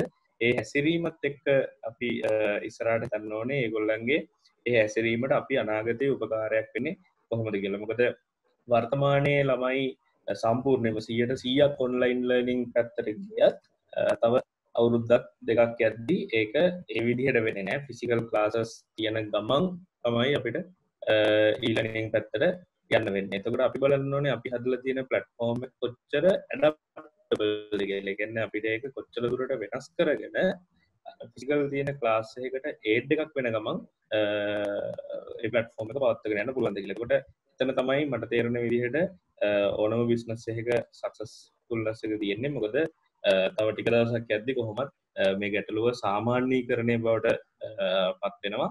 එතකොට අපි ඕනම ව්‍යාපාරයක අඳුන ගන්න ඕනේ තව අවුරුද්ද දෙකක් දැන් තියෙන මිනිස්සුන්ගේ අවශ්‍යතාවය නෙමෙයි තව අවුරුද්ද දෙකක් යද්දී මිනිස්සුන්ගේ ඇත්ත අවශ්‍යතාවය මොකක්ද කියලා ඒක හඳුනාගත්තොත් අපිට පුළුවන් ඒ ව්‍යාපාරය දිගු කාලයේදී සස්ටේනබල් කරගන්න. හොඳයි අයිය මේ දැන් ඔයගලගේ ඇප් එකේ තියෙනවා දැන් පහසුකමක් සාමාන්‍ය ඔන්ලයින් එක්සෑම් එකක් වගේ පවත්වන්න පුළුවන් තත්ත්වයක් තියෙනවා. ඒ කියන්නේ මෙහෙමයි මලි දැන් අපි මේක මේ අවස්ථාවේදී අපිට දෙන්න පුළුවන් බේසික්ම version එක තමයි අපි මේ 8 වෙනිදා launch කරේ. කියන්නේ දැනට අපි මේකේ තියෙන්නේ online video marketing ඉගෙන ගැනීම කියන සංකල්පය විතරයි තාම. අපි මේක මේ බේසික් version එක අපි අර මේ වෙලාවේ අත්‍යවශ්‍යම වෙච්ච නිසා බොහොම ඉක්මනින් ඒක app එකේ නිෂ්පාදනය production එක කරලා launch කරේ. අපේ ඉස්සරහට ප්ලෑන්ස් ගොඩක් තියෙනවා ඔන්ලයින් MCQ exams ඒ වගේම අපි පොඩ්ඩක් රිසර්ච් කරගෙන යනවා කොච්චර දුරට සාර්ථකද ඩිස්ක්‍රිප්ටිව් එක්සෑම් එකක් ඔන්ලයින් තියන්න පුළුවන්ද කොහොමද කරන්න පුළුවන් කියන කන්සෙප්ට්ස් ලෝකයේ අනිත් රටවල් භාවිත කරලා තියෙන දේවල් දෙක තුනක් අපි ස්ටඩි කරගෙන යනවා. හැබැයි ළඟදිම ඔන්ලයින් MCQ කියන ෆීචර් එක මේකේ අනිවාර්යයෙන්ම එනවා. අනිත් ඔප්ෂන්ස් තව ගොඩක් ඔප්ෂන්ස් තියෙනවා. තව අපේ බිස්නස් ප්ලෑන් එක යනවා තව අවුරුද්දක් වගේ යද්දි තමයි ඇප් එක හරියටම කම්ප්ලීට් වෙන්නේ. ඒ කම්ප්ලීට් වෙන කාලෙදී තව ස්ටෙප්ස් 3ක් ඇතුළත අපි ප්ලෑන් කරලා තියෙනවා. ෆීචර්ස් 3ක් එළිදක් කරන්න. ඒකෙන් එකක් ඔය ඔන්ලයින් එක්සෑම්ස් කියන කන්සෙප්ට් එක දැනට මේකේ බේසික් version එක තමයි අපි එළියට දාලා තියෙන්නේ මේ අවස්ථාවේ අත්‍යවශ්‍යතාවයක් ඇති වෙච්ච නිසා. හොඳයි. ඉතින් ඒ අප්ඩේට් එකත් එක්ක කවදා හරි ඉතින් අපිටත් ඒ ඇප් එකෙන් ඉගෙන ගන්න පුළුවන් ඒවයි කියලා අපි ප්‍රාර්ථනා කරනවා. හොඳයි. විමානස බඩ අවස්ථාව. සම්පත් අයියේ මේ දැන් රටේ පවතින තත්ත්වයත් එක්ක ටික ටික රට සක්‍රිය වුණත් තාමත් අර විශේෂයෙන් මේ විශ්වවිද්‍යාලවල ඉන්න අපේ සහෝදර සහෝදරියෝ වගේම පාසල්වල සහෝදර සහෝදරියෝ තාම ඉන්නේ ගෙවල් වල. ඉතින් අර මේ කාලය අපිට යවන්නේ නැතුව මේ කාලය ඵලදායී කරගන්න කොහොමද ඒක භාවිතා කරන්න ඕනේ කියන සම්බන්ධයෙන් අයියට මොනවද එයාලට කියන්න තියෙන්නේ? අවුරන්ගේ ඇත්තටම දැන් කොවිඩ් පටන්ගෙන මාස දෙකකට ආසන්න කාලයක් ගත වෙනවා. ඉතින් මං කැමති මේ වීඩියෝ එක බලන යාළුවන්ගෙන් අද නංගිලා වයිලාගෙන් ප්‍රශ්නයක් අහන්න. ඔයාලා මේ මාස දෙකට මොනවද කරේ කියන එක. මේ මාස දෙක ඇතුළත ඔයාගේ ජීවිතයට මොකක් හරි දෙයක් එකතු කරගත්තා නම් ඒක ඔයාගේ ලොකුම ලොකු ජයග්‍රහණයක්. එහෙම නැත්තම් ඇත්තරම ඒ ගැන පොඩ්ඩක් හිතන්න වෙනවා. මොකද දැන් සමහරවිට ඔයාලට අවුරුදු 20ක් 22ක් වෙන්න පුළුවන්. ඉතින් මේ කොවිඩ් නිසා ගෙවෙන්නේ ඒ ඔයාගේ ජීවිතේ වටිනාම කාලේ. ඔයාලට රස්සාවක් කරන්න තියෙන එක, ඊට පස්සේ නැත්තම් ඔයාගේ ඩිග්‍රිය කම්ප්ලීට් කරන්න තියෙන එක, ඒ වගේ වටිනාම කාලයක් තමයි මේ දවස්වල ගෙවෙන්නේ. ඉතින් ඔයාගේ ස්කිල් එකක් වැඩි දියුණු කරගත්තේ නැත්තම් මේ තරණකාරී ලෝකයේත් එක්ක අනිවාර්යෙන්ම ඔයා පරාජය වෙනවා. ඉතින් අද නවීන තාක්ෂණයේ තියෙන හැමදේම සර්ච් බාර් එකේ ගිහලා සර්ච් කරන්න විතරයි තියෙන්නේ. අපිට ඕනේ දෙයක් ඉගෙන ගන්න පුළුවන්. ඉතින් ඔයා තාමත් ඔයාගේ ස්කිල් එක අඳුනගෙන ඔයා දෙයක් ඉගෙන ගත්තේ නැත්නම් ඇත්තටම මේ කොවිඩ් හැමේ ඔයා කොවිඩ් හැමේ ඇත්තටම ජීවිතේ ඔයා පරාදයි කියලා තමයි මම කියන්නේ. මොකද මේ මම ඇත්තටම කාලේ කොච්චර වටිනවද කියලා අපි හැමෝම දන්නවනේ. ඒ වටිනා කාලෙන් අපි ප්‍රයෝජනයක් ගන්න දැනගන්න ඕනේ. ඉතින් අපේ රට තාමත් මේ සංවර්ධනය වෙමින් පවතින රටක් කියලා තමයි අපි හැමෝම කතා කරන්නේ. 1970 ගණන් වල ඉස්කෝලේ ගිය අපේ නැන්දමා කෙනකින් අහුවත් කියන්නේ ඒ කාලෙත් උගන්වලා තින්නේ ශ්‍රී ලංකාව කියන්නේ සංවර්ධනය වෙමින් පවතින රටක් කියලා. ඉතින් අපි තාම සංවර්ධනය වෙමින් පවතින රටක්. හැබැයි ඒකට දැනට අපි වගේ කියන්න ඕනේ නැහැ. හැබැයි 2040 45 වෙද්දිත් අපේ රට සංවර්ධනය වෙමින් පවතින රටක් නම් ඒකේ වගකීම ඉන්නේ අපිට. මොකද එතකොට අපි තමයි දැන් තරුණ පරපුර අපිට තමයි දැන් දෙයක් කරන්න තියෙන්නේ. ඉතින් ඔයාට තීරණය කරන්න පුළුවන්. තාමත් ඔයාගේ ෆෝන් එක අරගෙන සෝෂල් මීඩියා වල ගිහිල්ලා ඔයාගේ මේ වටිනා කාලේ නාස්ති කරනවද? එහෙම නැත්නම් ඔයාගේ ස්කිල් එකක් අඳුනගෙන ඔයාගේ ස්කිල් එකට හරියන්න මොකක් හරි අලුත් දෙයක් කරනවද කියන එක. අපි හැමෝම දක්ෂයි. ඒ අපි තමන්ගේ තම තමන්ගේ සබ්ජෙක්ට් වලට. ඒ කියන්නේ සබ්ජෙක්ට් කියන්නේ උදාහරණයක් විදිහට කියමු ඉගෙන ගන්න එකම නෙවෙයි. සමහර කට්ටිය දක්ෂයි වාහන හදන්න. සමහර කට්ටිය දක්ෂයි මියුසික් වලට. සමහර කට්ටිය දුවන්න. ඒ වගේ ක්‍රීඩා වලට ගොඩක් ඒවාට දක්ෂයි. ඒ කියන්නේ තමන්ගේ සබ්ජෙක්ට් එකේදී තමන්ට එක්ක තරග කරන්න කාටවත් බෑ. මගේ සබ්ජෙක්ට් එකේදී මම දැන් මගේ සබ්ජෙක්ට් එක මොකද්ද කියලා අඳුරගෙන ඉන්නවා. මගේ සබ්ජෙක්ට් එකේදී කාටවත් බෑ මාත් එක්ක තරග කරන්න. හැබැයි අපි අනිත් අයගේ සබ්ජෙක්ට් වලදී ෆේල්. ඒ කියලා අපි අනිත් අයගේ සබ්ජෙක්ට් වලදී ෆේල් කියලා අනිත් අයගේ සබ්ජෙක්ට් විදිහට මම හඳුනගන්නේ. අපි O level ගත්තොත් සමහරට කවුරුහරි O level ෆේල් වෙන්න පුළුවන්. සමහරට කැම්පස් එකේ ගිහලා සෙමිස්ටර් වලට රිසල්ට් නැති වෙන්න පුළුවන්. ඉතින් එතකොට ගොඩක් කට්ටිය කරන්නේ මං දුර්වලෙක් කියලා අතහැරලා දාන එක. ඉතින් මේ වෙන්න ඕනි තමන් දුර්වලෙක් කියලා අතහැරලා දාන එක නෙවෙයි තමන්ගේ සබ්ජෙක්ට් වලදී දක්ෂයි. හරි මම දැන් ඉන්න මේ කොරෝනා වලට මේක අදාළ වෙන්නේ කොහොමද කියලා. කොරෝනා නිසා අපිට ලොකු දීර්ඝ නිවාඩුවක් හම්බෙලා තියෙනවා. හැබැයි මම කියන්නේ මේක නිවාඩුවක් විදිහට ගත කරන්න එපා. අද මේ වෙන්නේ අද ට්‍රැක් දාලා නැතුව මේ නිවාඩුව ASCII ඔයාලා හම්බෙච්ච ඒ ෆ්‍රී ටයිම් එක ගොඩක් වැඩ කරොත් අනිවාර්යෙන් තව අවුරුදු 2-3ක් යද්දි ඔයාලට හිතා ගන්න බැරි තැනකට ඔයාගේ ජීවිතය යනවා. මම ඔයාලට කියන්න දෙයක්. ගන්න කොලේගොයි පෑනකයි ලියන්න මගේ තියෙන දුර්වලතා මොනවාද? මගේ තියෙන දුර්වලතා මොනවාද කියලා. ඉතින් ඒ දුර්වලතා ඉස්සරහට මට බලපාන්නේ කොහොමද කියලා කල්පනා කරලා බලන්න. ඉතින් සමහරවිට උදාහරණයක් විදිහට ගත්තොත් දැන් අපේ ගොඩක් කට්ටිය ඉන්නවා කැම්පස් එනවා කැම්පස් ඇවිල්ලා ඇත්තම ගොඩක් විනෝදෙන් කාලේ ගත ගන්න. හැබැයි අවුරුදු 4 ඉවරනාට පස්සේ රැකියාවක් කරලා ඒ ගන්න පඩියෙන් ඔහුටවත් ජීවත් වෙන්න මදි. ඊට පස්සේ ඔහුට වගකීමක් තියෙනවා තමන්ගේ අම්මා තාත්තා බලා ගන්න, නංගි බල්ලි බලා ගන්න. ඒ වගේ ලොකු වගකීමක් කොණ්ඩ තියෙනවා. ඉතින් ඊට පස්සේ තියෙන ලොකුම ප්‍රශ්නේ තමයි part time job එකක් කරන්නේ කොහොමද කියන. ඉතින් ඔබට පුළුවන් නම් ඔබට මේ යුනිවර්සිටි අයින් වල යුනිවර්සිටි නැතත් ඔබට ඉස්සරහට එන අභියෝග හඳුනාගෙන යුනිවර්සිටි විශ්වවිද්‍යාල ශික්ෂණය නම් ඔබට විශ්වවිද්‍යාල අධ්‍යාපනයෙන් පස්සේ ඔබ මොනවද කරන්නේ? ඒන ආදායම අපි හැමදේම ගන්න නැත්නම් සල්ලි හොයන්නනේ. ඒන ආදායම ඔබට ඇද්ද ඔබේ ජීවිතයේ يعني වැඩ කටයුතු කරගෙන යන්න. එහෙනම් මෙන්න ඔබට හොඳම අවස්ථාවක්. කවදාවත් මග හරින්න එපා. අඳුරගන්න. ඊට පස්සේ දැන් ඔයාලා කරන්න තියෙන්නේ ඔයාලා තියෙන ප්‍රශ්න ටික අඳුනගත්තා. ඊට පස්සේ ඔයාගේ ස්කිල් එක අඳුන ගන්න ඕනේ. ඉතින් කොලේගොයි පෑනුගේ අරන් ලියන්න ඔයාලට තියෙන හොඳම ස්කිල් 10. ඊට පස්සේ ඒ ස්කිල් 10න් හොඳම එක තෝරගෙන ඔයාට පුළුවන් ඔයාගේම ඒ ස්කිල් එක වර්ධනය කරගන්න.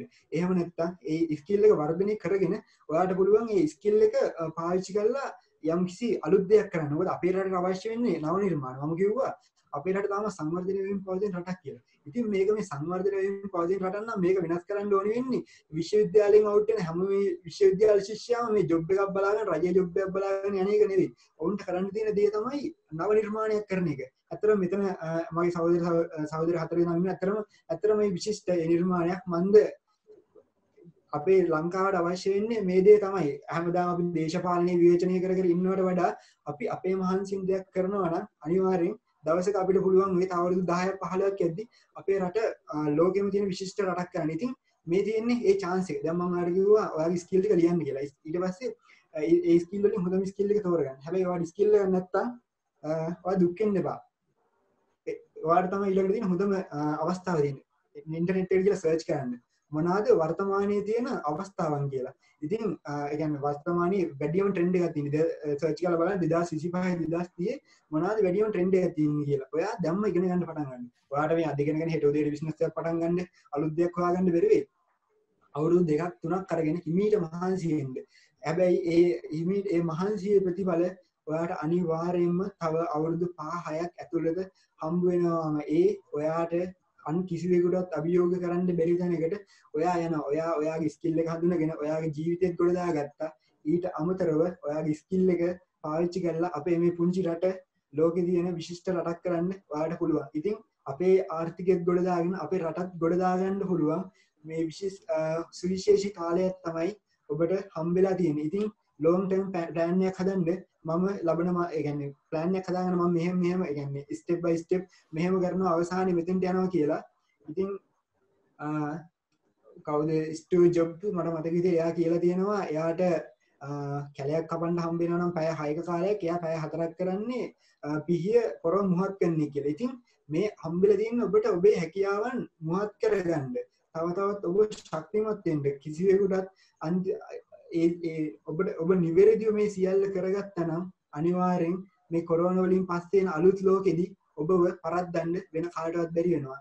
ඉතින් මට කියන්න තියෙන්නේ මේ වෙලාව තවත් නාස්ති කරන්න එපා. මෙච්චර දවස් නාස්ති කරා නම් හරි ප්‍රශ්නයක් නෑ. මොකද අතීතය ගැන අපි දුක් කියලා අපේ වර්තමානය අපි නාස්ති කරගන්න ඕනේ. වර්තමානයේ අනාගතේ මේ අද මහන්සි වෙන්න සුවිශේෂී හෙට දවසක් වෙනුවෙන් ඔයත් මහන්සි වෙලා ඔයාගේ අනාගතයේ විශිෂ්ට අනාගතයක් නිර්මාණය කරගන්න ගමන් මේ සංවර්ධනය වෙමින් පවතිනවා කියන රට තව 10 අවුරුදු 5ක් හෝ අඩුම ගානේ අවුරුදු 20ක් වත් ඒකයි කමන්නේ. අවුරුදු 20ක් වත් ඇතුළත මේ ලෝකේ තියෙන අංක 1 දියුණු රට බවට පත් කිරීම ඒ වගකීමට ඔයාලට උර දෙන්න පුළුවන්. එහෙනම් අදම පටන් ගන්න කියලා මම ඔයාලා සියලු දෙනාගෙම ඉල්ලා සිටිනවා. අනිවාර්යෙන් මේ සංවාදයේ බලන හැමෝටම හරිම වැදගත් වෙන අවවාදයක් තමයි අපේ මේ අයිය දුන්නේ කියලා. ඒ වගේම කියන්නේ අනාගත ව්‍යවසායකයෙක් වෙන්න බලාපොරොත්තු වෙමින් ඉන්න අනාගත ව්‍යාපාරයක් පටන් ගන්න ඉන්න බලාගෙන ඉන්න කෙනෙක්ට විතරක් නෙවෙයි ඔබට මට ඒ වගේම මේ දවස්වල කාලය ඔහේ වැයක නොවනම කෙනෙක්ට වචන කීප අනිවාර්යයෙන්ම වැදගත් වෙයි. හොඳයි. ඊළඟට මම යන්නේ දුලංජන අයියගේ පැත්තට. දුලංජන අයියේ දැන් අපි බොහෝ විද්වතුන් පවසනවා ලංකාවට ඉදිරියේදී ආර්ථික අර්බුදයකට මුහුණ දීමට සිදු වෙයි කියලා. ඒක අනිවාර්යයෙන්ම يعني බැලු බැලමට අපිට තේරෙනවා දැන් අවුරුද්දක් මාසයක් මුළුල්ලේ මාසයකට වැඩි ප්‍රමාණයක් මාස දෙකකට ආසන්න ප්‍රමාණයක් රට සියලුම ඔපරේෂන්ස් නැවතිලා තිබිලා දැන් ආපහු රට පටන් ගන්න යද්දි මෙතන ලොකු හිදසක් තිබිලා තියෙනවා. ඒ කියන්නේ සාමාන්‍යයෙන් අප්‍රේල් මැයි කියන්නේ අප්‍රේල් ගොහම මේ අවුරුදු කාලේ තියෙන ආර්ථිකය ප්‍රතිලාභ පවා අපිට මගහැරලා තියෙනවා. ඒත් එක්කම දැන් ඉදිරියේදී එන ආර්ථික අර්බුදයකට ඔබ කොහොමද මේ මුහුණ දීමට සූදානම් වෙලා සිටින්නේ? මම හිතන්නේ ලෝකෙම ලොකු ආර්ථික අර්බුදයකට ඇත්තටම මුහුණ දීගෙන ඉන්නේ. සහ විද්වතුන් කියන විදියට සහ ආර්ථික විද්‍යාඥයින් කියන විදියට ලෝකයේ විශාල අර්බුද රාශියකට එකක් ආහාර අර්බුදය, අනිත් එක ආර්ථික අර්බුදය වසංගතයත් එක්ක උග්‍ර වෙනවා. මේ හේතු කාරණාත් එක්ක ලෝකයේ මොනෑම තත්ත්වයකට තල්ලු වුණත් මම හිතනවා හැබැයි ලංකාව ඒ තත්ත්වයට තල්ලු වෙන්න අවශ්‍ය නැහැ කියලා. මොකද විශේෂයෙන් එකක් අපි දූපත් රාජ්‍යයක් සහ අනෙක් රටවල් වල වෙන් වෙච්ච රාජ්‍යයක්. ඒකත් එක්ක දැනට වසංගත තත්ත්වය අපිට පාලනය කරගත හැකි තත්ත්වයකට තියෙනවා. 2022 වෙනකන් අනිත් රටවල් වල යනවා කියලා ලෝක සෞඛ්‍ය සංවිධානය පවසද්දී අපි විශේෂයෙන් දූපත් රාජ්‍යයක් විදිහට අපිට දැනට පාලනය කරගත හැකි තත්ත්වයකට සතුටුදායක මට්ටමකට ඇවිල්ලා තියෙනවා. සහ ඒව ආරක්ෂා කරගන්න විධිවිධාන මම හිතනවා ඉදිරියටත් තියෙයි කියලා. ඒකත් එක්ක අපිට අලුතෙන් ඔපරේෂන්ස් ලංකාවේ දැනට පටන්ගෙන තියෙනවා. සහ ආර්ථික වර්ධන වේගය ඉතාමත් අඩු මට්ටමක පවතිනවා. නමුත් අපි මේ ආර්ථික වර්ධන වේගයේ අඩු මට්ටමක පවතින හේතුව අපි ආනයන මතයක් වුණා. අපනයන අපේ අඩු වුණා. ඒ කාලේ ඉඳලා අපි ණයත් එක තමයි ජීවිතය ගත කරේ. සහ ගොඩනැගිලි ශේෂ්ත්‍රය, ඉදිකිරීම් ශේෂ්ත්‍රය අපේ මහ බැංකු වාර්තාව බැලුවාම ඒ වගේ දේවල් වලින් තමයි අපි ගොඩක්ම උඩට ඇවිල්ලා තිබ්බේ. කෘෂි කර්මාන්තයත් කාර්මික අන්තයත් සේවා අංශයත් ලොකු වර්ධනයක් මම හිතන්නේ ලොකු බූස්ට් එකක් අපි දැක්කේ නැහැ පහුගිය වසර ගණනාව තුලම. ඒක රටේ අවාසනාවට සිද්ධ දෙයක්. නමුත් වර්තමානයේදී රට හැමෝටම පේනවා ස්වයං පෝෂිත ආර්ථිකයක් කරා ළඟා වෙන්න බොහොම උත්සාහයක් දරනවා කියලා. මිනිස්සු ඒ පිළිබඳ උනන්දුවක් දක්වන කියලා. විශේෂයෙන් බලන්න පුළුවන් පුරන් වෙච්ච කුඹුරායවල අවුරුදු 20 30 ගණන් පුරන් වෙච්ච කුඹුරායවල මිනිස්සු කොරෝනා වසංගතයත් එක්ක ඇත්තටම දැන් අස්වද්දගෙන යනවා. ඒ වගේම පරිසරයේ ඇතිවෙච්ච වෙනස් වීම එක්ක විශේෂයෙන් දැන් මේ දිනවල ගම් වතුර තත්ත්වයන් අනෙක බහුලව තිබුණත් නමුත් පසුගිය වසර වලට සාපේක්ෂව මම හිතනවා අපිට සුබදායි විදියට අපේ පරිසරය අපිට හැඩගස්වලා දෙනවා කියලා. පරිසර විසීම මොකද පළවැල ගත්තත් අපිට අධික ප්‍රමාණයෙන් අපිට ලබා දීලා තියෙනවා අවශ්‍ය සම්පත් ප්‍රමාණය අපි ඕනවටත් වඩා හිමි කරගත්ත රටක්. ඉතින් මේ සම්පත් ප්‍රමාණය අපි මෙතන ප්‍රයෝජනය කරන්නේ නැහැ, ප්‍රයෝජනය ගත්තෙත් නැහැ. බොහොම 100ක් 2ක් ප්‍රමාණයක් තමයි අපි ප්‍රයෝජනය ගත්තේ. ඒක නිසා අපි සහ අපේ දැනුම ගැන විශේෂයෙන්ම කියන්න ඕනේ. ලෝකේ සමකාසන්න සහ ගුරුත්වාකර්ෂණය අඩුම රට විදියට අපි සමකාසන්නේ පවතින ගුරුත්වාකර්ෂණය අඩුම රටක් විදියට අපි පවතිනවා. විශේෂයෙන් ලෝකෙම මම හිතන්නේ ගුරුත්වාකර්ෂණය අඩුම රට අපේ රට. ඒකත් එක්ක අපිට අපේ සංදේශ බලපෑම අපිට වැඩි. ඒ වගේ හේතු කාරණාත් එක්ක විද්‍යාත්මකව මම අහලා තියෙනවා අපේ ශ්‍රී ලාංකිකයන්ගේ සහ ගුරුත්වාකර්ෂණ අඩු රටවල් වල ශිෂ්‍යයන්ගේ සහ මිනිසුන්ගේ මොලේ වර්ධනය මොලේ ක්‍රියාකාරීත්වය වැඩි කියලා. ඉතින් ඒකට හේතු කාරණා රාශියක් තියෙනවා. ඉතින් ඒක නිදසුන් විදියට ඔප්පු කරන්න පුළුවන්. ඉතින් ඇමරිකාවේ ගත්තත් ඕනම රටක ගත්තත් අපේ විද්‍යා ශාස්ත්‍රය සම්බන්ධ හෝ ඕනම ශාස්ත්‍රයකට සම්බන්ධ මුල් පුරවැසියන් මේ රටවල් වල ක්‍රියාකාරී වැඩ කරනවා සහ අපේ රටට ඒ සම්පත් අහිමි වෙලා තියෙනවා. මොකද මේ තියෙන තත්ත්වත් එක්ක මේ වැඩපිළිවෙලත් එක්ක රටේ තිබුණු වැඩපිළිවෙලත් එක්ක ඔවුන් විදේශගත වෙලා විදේශයන්ට ගොඩක් ඔවුන්ගේ ශ්‍රම දායකත්වය සපයන ගත. නමුත් ඔවුන් විශාල ප්‍රමාණයක් දැන් ලංකාවට එමින් පවතින ලංකාවේ අගේ වැටහිලා තියෙනවා සහ අනාගතයේදී මේ බිහිවෙන පරපුර නවෝත්පාදන කරා යොමු වෙලා තියෙනවා. ඉතින් ඔය කියන හේතු කාරණාත් එක්ක මම හිතන්නේ ලොකු ආර්ථික අර්බුදයකට අපිට යන්න පුළුවන් යන්න හම්බ වෙයි කියලා. මොකද හැබැයි සාම්ප්‍රදායික ආර්ථික අර්බුදයකට අපි යන්න පුළුවන්. නමුත් ස්වයංපෝෂිතව අපිට රටක් විදිහට නැගිටින්න පුළුවන්. මොකද මේ රටේ තියෙන සම්පත් සම්භාරය වෙන රටකට සාපේක්ෂව ඉතාමත් වැඩි. ඉතින් මේ සම්පත් වලින් උපරිම ප්‍රයෝජනය ගන්න පුළුවන් විදිහේ විද්‍යාර්ථීන් පිරිසක් විශ්වවිද්‍යාලයෙන් බිහිවුණොත් ඒ හොඳටම ඇති. මම හිතන්නේ මේ රට මේ තියෙන තත්ත්වෙ වේගෙන් උඩට ගන්න. අවුරුදු 5ක් 10ක් ඇතුළත උපරිම අවුරුදු මම හිතන්නේ 10ක් වගේ ඇතුළත විශාල බූස්ට් එකක් අපිට ගන්න පුළුවන්. කලින් කිව්වාගේ සුනාමියෙන් හරි යුද්ධයෙන් හරි ගන්න බැරි වුණු chance එක මේ කොරෝනා සංකටයත් එක්ක ගන්න පුළුවන් වෙයි. මේ නව පරපුර එන පරපුර නැත්නම් තරුණ පරපුර නැත්නම් නිදහස් අධ්‍යාපනයෙන් අඩුතරම ඉගෙන ගන්න කෝටි ගණනක් මහ ජනතාවගේ මුදල් වලින් ඉගෙන ගන්න අපි වගේ ශිෂ්‍ය ප්‍රජාව උන්ගේ දැනුම මේ රට වෙනුවෙන් වියදම් කරොත් කලින් තිබුණා වගේ නෙවෙයි හොඳ ආර්ථික වර්ධනයකට සහ හොඳ ආහාර අර්බුදයක් නැති තාක්ෂණික අතින් දියුණු හොඳ රටකට අපිට පියන ගන්න පුළුවන් වෙයි. මොකද අතීත තාක්ෂණය අපිට තිබිලා තියෙනවා. ඒ තාක්ෂණය වැළලීලා ගිහිලා තියෙනවා. ඒ තාක්ෂණය ගොඩ ගන්න අපිට මේ ඉගෙනගත්තු උගත් පරපුරේ ධර්ම අවශ්‍යයි. උදාහරණයක් විදිහට කිව්වොත් මීගහ උදාහරණයක් විදිහට අරන් කිව්වොත් මීගහ අක්කරයකට සාමාන්‍යයෙන් අපිට 8ක් තිබිලා තියෙනවා.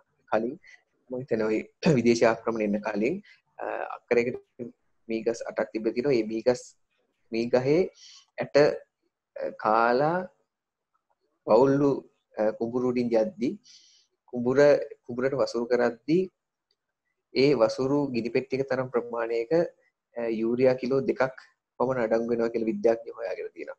එතකොට මීගස් 8ක ප්‍රමාණයක් අක්කරයකට හොඳටම ප්‍රමාණවත් අක්කරයක යූරියා ප්‍රමාණයක් අක්කරයකට හිමි වෙන්නේ. එතකොට මේ පරිණත තාක්ෂණය, මේ වගේ පරිණත තාක්ෂණ ස්වාභාවික ක්‍රම අපිට ලංකාවේ බහුල වශයෙන් තිබිලා තියෙනවා සහ ඒවා යටපත් වුණා.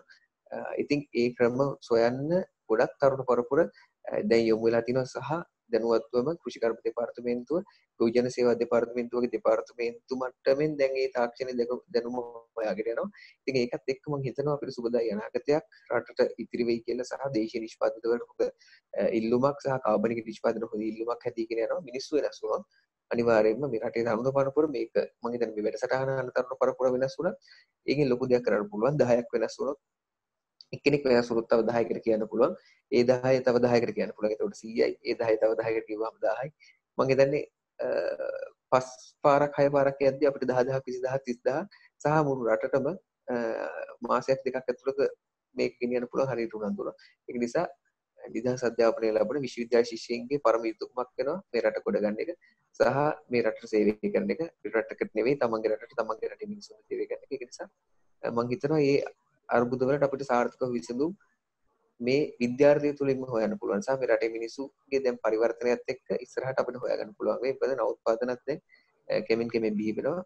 ඒවට ලොකු තැනක් හම්බ වෙනවා. ඉතින් මම හිතනවා මේ කොරෝනා වසංගතයත් එක්ක ඒව සුබදායි අතර හැරෙලා කියලා රට ආර්ථික විද්‍යාඥයෝ විදේශයන්ගේ ආර්ථික විද්‍යාඥයෝ කියන තියරි එකටම අපි අනුගමනය කරන්නේ නැහැ. මේ රටේ ගොඩක් දේවල් ඒ කියන්නේ ඒ නැති ගොඩක් සම්පත් අපිට තියෙනවා. ඉතින් මම හිතන විදිහට ඔවුන් නොදකින්න ලොකු පැත්තක් අපේ රටේ තියෙනවා. අපේ විද්‍යාඥයින් දකින්න ලොකු පැත්තක් තියෙනවා. මම හිතන්නේ අපේ විද්‍යාඥයින්ට ඒව වැටහිලා තියෙනවා. ඉතින් අපිත් කතා කරද්දී ඒව පවසනවා. ඉතින් මම හිතනවා එහෙම ලොකු තත්යකට නැති වෙයි. හැබැයි මිනිසුන්ට උනන්දුව සහ අපේ කොල්ලෝ කෙල්ලොන්ට අපේ තරුණ සෙට් එකට අපේ අනුතරම අපේ ජපුරෙන් පටන් ගත්තොත් අපේ විද්‍යාර්ථයෝ ටිකට ලොකු උනන්දුවක් තියෙනවා මේ රට ඉක්මනින් ගොඩ ගන්න. අනිවාර්යයෙන්මයි. අනුරාධ අපි කෙමෙන් අපේ සංවාදයේ අවසානයට ලං වෙලා. ඉතින් මං අවසාන ප්‍රශ්නේ අහන්න කැමති අපේ හරිඳු අයියගෙන්. අයියේ මේ අපේ විශේෂයෙන් මේ විශ්වවිද්‍යාලවල අපේ සහෝදර සහෝදරයන්ගේ වගේම අර හුඟක් අයගේ හිතේ තියෙන්නේ ජොබ් මානසිකත්වයක්. ඒ කියන්නේ තමන්ගේම ව්‍යාපාරයක් පටන් ගන්න නෙමෙයි මොකක් හරි ප්‍රසිද්ධ ව්‍යාපාරයක තමන්ගේ ශේත්‍රයට දාලා ජොබ් එකක් කරන එක. ඇයි අපේ රටේ ඒ වගේ ජොබ් මානසිකත්වයක් හැදිලා තියෙන්නේ? ඇයි අපේ රටට බැරි අර සංවදිත රටවල් වගේ ඔන්ටර්ප්‍රිනෝරියල් කල්චර් එකක් අපේ රටේ රෝපණය කරන්න? අයිය මොකද ඒ සම්බන්ධයෙන් හිතන්නේ? ඕක ගැන අපි බලනකොට ඇත්තටම මම දකින්නේ ඕකේ මූලිකම හේතුව වෙලා තියෙන්නේ අපි ඉන්න සමාජ වටපිටාවත් එක්ක අපේ සංස්කෘතියත් එක්ක තමයි අපේ සිතුවිලි හැඩගැහෙන්නේ ඒක. අපි මොනවටද වැලියු කරන්නේ මොනවටද අගනාකම් දෙන්නේ කියන එකත් අපිට තේරුම් යන්නේ මේ සමාජයේ ඉන්නකොට. අපිට පොඩි කාලේ නම් හැමෝම කියන්නේ හොඳ කම්පැනි වැඩ කරන්න, හොඳ ඉංජිනේරුවෙක් වෙන්න, හොඳ ගණකාධිකාරියෙක් වෙන්න. ඒ එහෙම ජොබ් එකක් තමයි අපිට කියන්නේ මේ දේ කරොත් හොඳයි කියලා.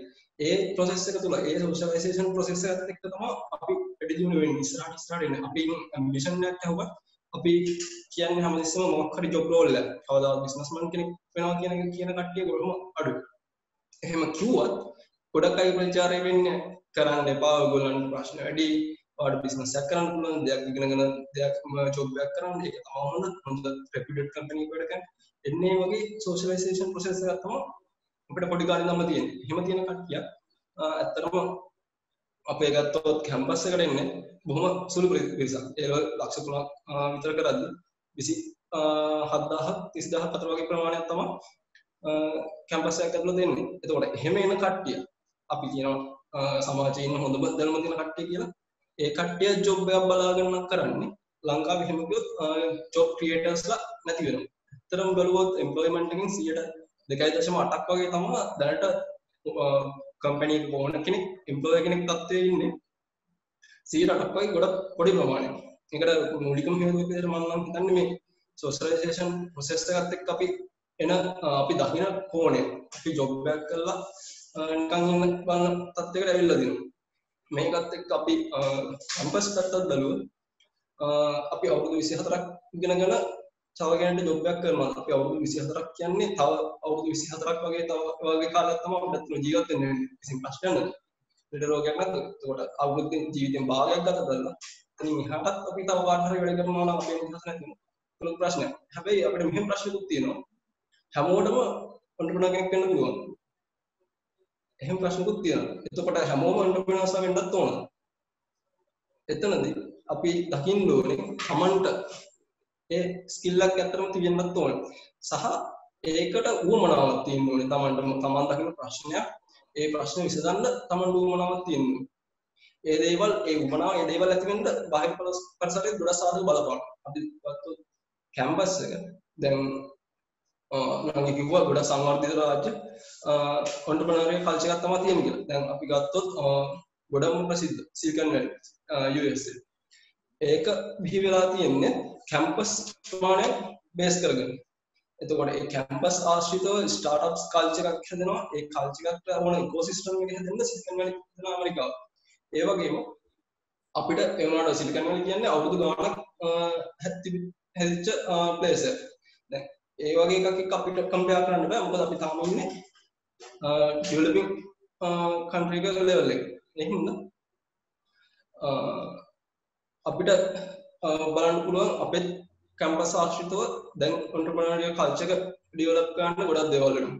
උදාහරණ වශයෙන් අපේ කැම්පස් එකේ ගත්තොත් ජපුර වයිකින්ස් ක්ලබ් එක සෝෂල් ඔන්ටර්ප්‍රනර්ෂිප් පැත්තෙන් ලොකු සේවයක් කරනවා. එතකොට අපි ගත්තොත් මොන්ටෝ යුනිවර්සිටි එකකට වගේ ගියාම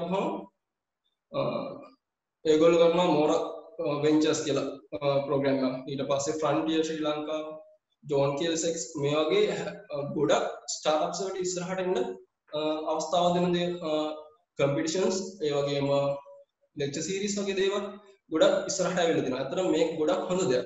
මොකද USA ගත්තොත් මගේ සල්කන් වල ඩෙවලොප් කරලා තියෙන යුනිවර්සිටි එකක් බේස් කරගෙන යුනිවර්සිටි කිහිපයක් බේස් කරගෙන ඊට පස්සේ ඊශ්‍රායල් ගත්තොත් අපි කියන ස්ටාර්ට්අප් නේෂන් කියලා. ඒ කියන්නේ ස්ටාර්ට්අප්ස් වලින්ම තමයි ඊශ්‍රායල් වල ඉකොනොමික් ග්‍රෝත් එක ඒගොල්ලෝ economic stability එක හදාගන්න ඉස්සරහට වෙලා තියෙන්නේ. එතකොට ඒගොල්ලන්ගේ මූලික වෙලා තියෙන්නේ යුනිවර්සිටිස් ආශ්‍රිත ස්ටාර්ට්අප්ස් සංඛ්‍යාව වැඩි කරලා ඒ ආශ්‍රිතයෙන් නවෝත්පාදනය කිරීම තමයි ඒගොල්ලන්ගේ මූලික අවධානය වෙලා තියෙන්නේ. දැන් අපිත් ඒ පැත්තට යනවා. අපි ජවහර්ලාල් විශ්වවිද්‍යාලය පැත්තෙන් බලුවොත් අපිට දැන් ඉන්කියුබේටර් සෙන්ටර් එකක් තියෙනවා අන්ලිමිටඩ්. ඒතකොට මේ වගේ රිසෝසස් දැන් අපිට හැදෙමින් පවතිනවා.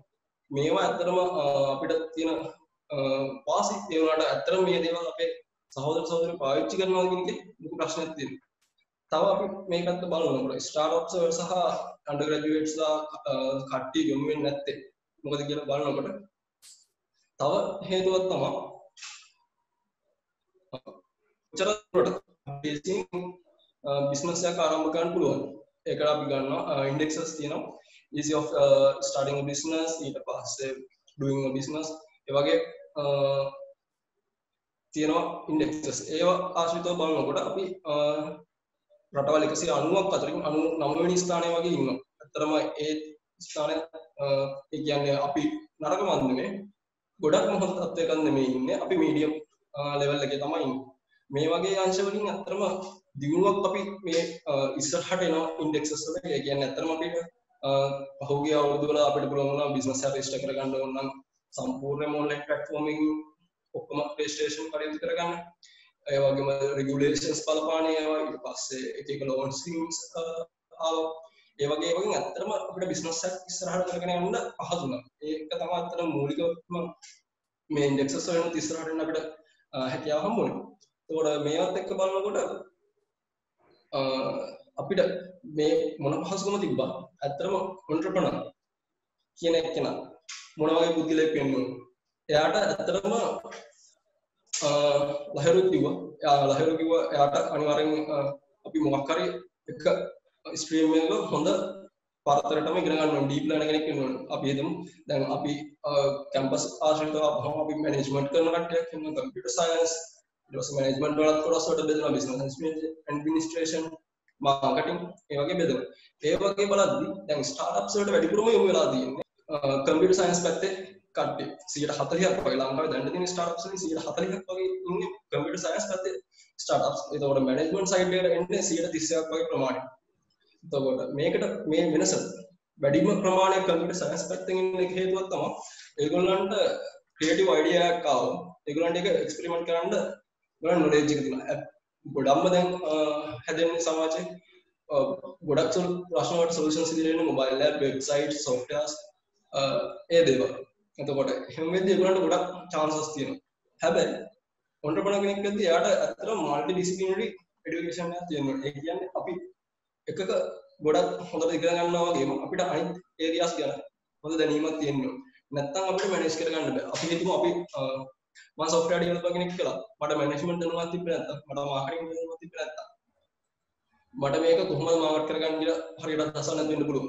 අපි ඒ හැම දෙයකම හොඳටම දැනගන්න ඒ කියන්නේ පරතරටම ඉගෙන ගන්න අවශ්‍ය වෙන්නේ නැහැ. අපිට මූලික දැනුමක් විසිරුණු පරාසය තිබීම ගොඩක් වාසියක් වෙනවා entrepreneur කෙනෙක් විදිහට. ඒ හින්දා අපි මේ යුනිවර්සිටි බේස් කරගෙන ස්ටාර්ට්අප් කල්චර් එක හදනවා නම් ලංකාවේදී අනිවාර්යයෙන්ම මේ මල්ටි ඩිසිප්ලිනරි courses අනිවාර්යයෙන්ම තියෙනවා අපේ ඩිසිප්ලින්ස් ඒ කියන්නේ විෂයන් විසිරුණු පරාසයක විෂයන් ඉගෙන ගැනීමේ අවස්ථාවක් තියෙනවා. ඒක ඇත්තටම ලොකු අවශ්‍යතාවයක්.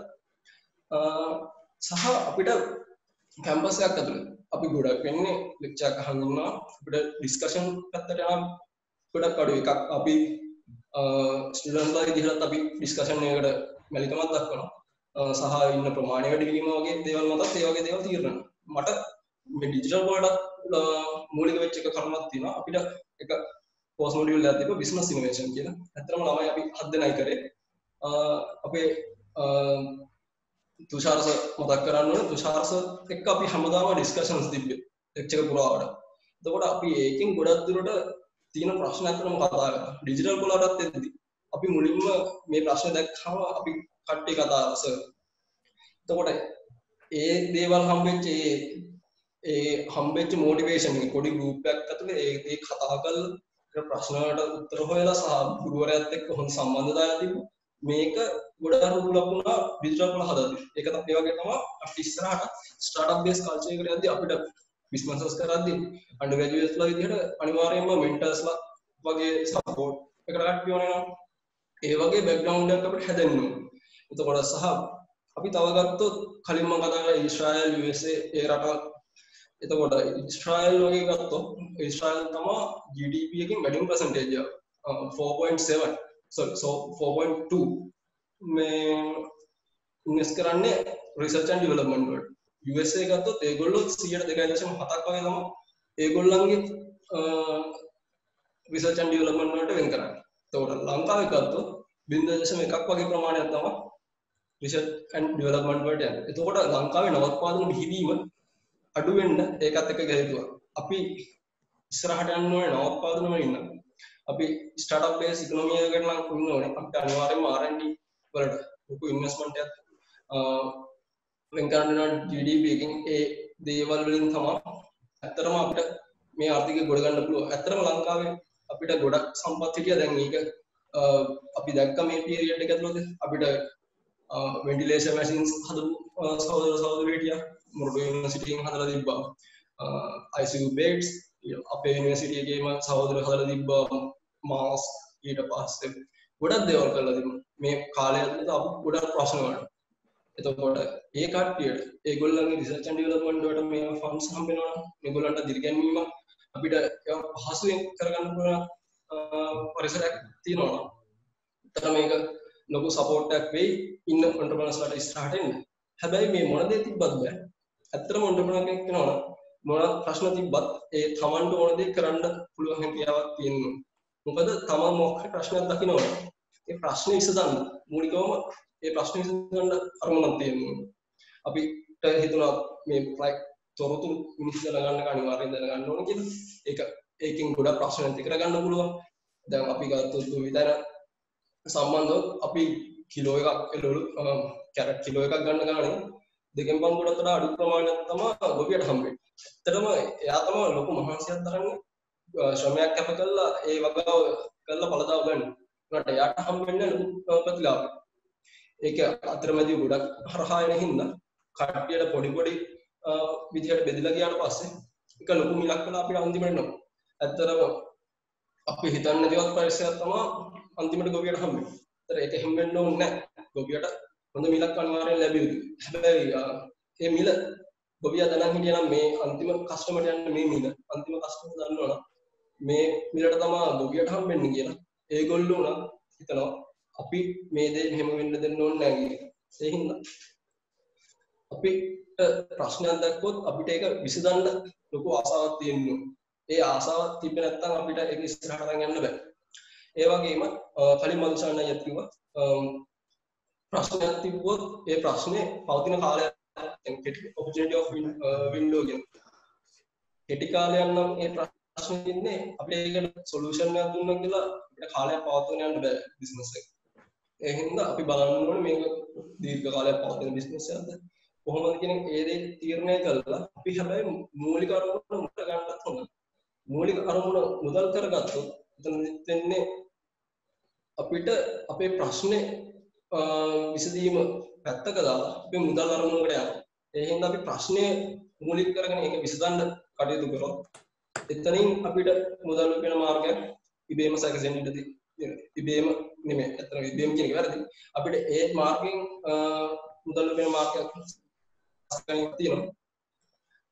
අපි හැමදෙස්සෙම බලන්න ඕනේ විද්‍යාර්ථී විදිහට අපි කැම්පස් ඇවිල්ලා දෙයක් ඉගෙන ගන්නවා නම් ඒ දෙයින් මේ සමාජයේ තියෙන ප්‍රශ්න නිදහස් කරලා සමාජයට හොඳ බලපෑමක් සමාජය ඇති කරලා ඒ දේ ඇති කරන්නේ කොහොමද කියන්නේ.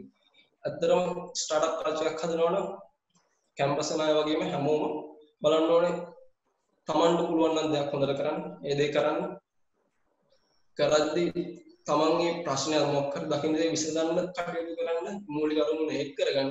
තමන්ට මුදල් ලැබෙන මාර්ගයක් අනිවාර්යයෙන්ම හදා ගන්න පුළුවන්. මම හිතන්නේ වචන ටික මේ ඉතාමත් වැදගත්. මොකද කළමනාකරන පීඨය ගත්තොත් ශ්‍රී ජයවර්ධන විශ්වවිද්‍යාලයේ බොහෝ පිරිසක් ඒකෙන් එළියට යන්නේ සේවකයින් විදිහට තමන්ගේ ඉදිරි අනාගතය සම්පූර්ණ කරගත්තට කීයෙන් කී දෙනාද එතනට ගිහිල්ලා තමන්ගේම කියලා ව්‍යාපාරයක් පටන් ගන්න නේද? ඉතින් මම හිතනවා අහන කෙනෙක් ඕනම කෙනෙක්ට ඒ වචන ටික අනිවාර්යෙන් වටිනවා. Tamanට ව්‍යාපාරයක් නෙවෙයි ඕනම දෙයක්. එක්ක අධ්‍යාපන කටයුතු හරි කමන්නේ මේ විදිහට අරමුණක් ඇතුව අපි කියන්නේ සිස්ටමැටික් ප්‍රොසීඩියර් එකට වැඩ කරනවා නම් අනිවාර්යයෙන්ම සාර්ථක ප්‍රතිඵල ලබා ගන්න පුළුවන්. එහෙනම් බ්‍රේන්ස්ටෝම් 2020 ව්‍යවසායකින් සමග සාකච්ඡාවේ අවසානයට යොමු වෙලා වී සිටින්නේ. ඉතින් අද අප සමග සම්බන්ධ වුණා ශ්‍රී ලංකා ආයතනයේ නිර්මාතෘ වෙනුවෙන් කළමනාකරන අධ්‍යක්ෂ තුලාංචන විතානගේ සොයුරා මෙන්ම ඉනොක්සා සොලියුෂන්ස් වෙනුවෙන් එහි කළමනාකරන අධ්‍යක්ෂක ලහිරු සම්පත් සොයුරා එමෙන්ම ඕලා එඩියුකේෂන් නිර්මාතෘ වගේම ප්‍රධාන අධ්‍යක්ෂක මදුෂද සිල්වා සහ ඩිජිටල් පොලෙහි නිර්මාතෘ හරිඳු වීරපුරිය වගේම නෝට් ඇප් එකේ නිර්මාතෘ. ඉතින් බෙහෙවින්ම ස්තුතියි ඔබගේ කාලය අප වෙනුවෙන් වැය කරාට. ඉතින් ඔබගේ දැනුම ඔබගේ අදහස් ඉදිරි පරපුර වෙනුවෙන් මේ වගේම ඔබගේ සොයුරයන් වෙනුවෙන් මේ අවස්ථාවේ බෙදා ගැනීම පිළිබඳව ඔබ බෙහෙවින්ම ස්තුතිවන්ත වෙනවා. විමර්ශන. ඔව් අනිවාර්යයෙන්ම රැඳ. මේ අදත් මේ මට පොඩි මේ කියමනක් මතක් වුණා. අපේ මේ අසලස රාජ්‍යයේ හිටපු ජනාධිපති කෙනෙක් වෙන ආචාර්ය අබ්දුල් කලාම් හද කියපු දෙයක්. ඒ තමයි ඔබට අවශ්‍ය සූර්යාමින් දිදුලන්නට වෙන්න පුළුවන්. ඔබට අවශ්‍ය සූර්යාමින් බබලන්නට වෙන්න පුළුවන්. හැබැයි ඔබේ ප්‍රාර්ථනාව එනම් අනිවාර්යයෙන්ම ඉතින් ඒ වගේ තවමත් විද්‍යාර්ථීන් උනත් ඒ වගේ කැපකිරීම කරපු අනාගතයේ සාර්ථක ව්‍යවසායකින් වශයෙන් අපිට දකින්න පුළුවන් කියලා බලාපොරොත්තු වෙන්න අනිවාර්යයෙන්ම පුළුවන්. ව්‍යවසායක විද්‍යාර්ථීන් සියලු දෙනෙක් එක තමයි අපි අද අපේ සංවාදය සිදු කරේ. ඉතින් මේ වගේම තවත් හරවර බ්‍රේන්ස්ටෝම් සංවාදයකින් ඔබ වෙත පැමිණීමට ජපුර විශ්වවිද්‍යාලයේ නිල සංනිවේදන අංශය වශයෙන් ජපුරහන්දේ අපි සූදානම්. ඉතින් එවන් වූ තවත් හරබර බ්‍රේන්ස්ටෝම් සංවාදයෙන් ඔබට පැමිණීමේ බලාපොරොත්තුවෙන් අද අපි ඔබෙන් සමුගන්නවා. ඉතින් ඔබ සියලු දෙනාටම ආයුබෝවන්.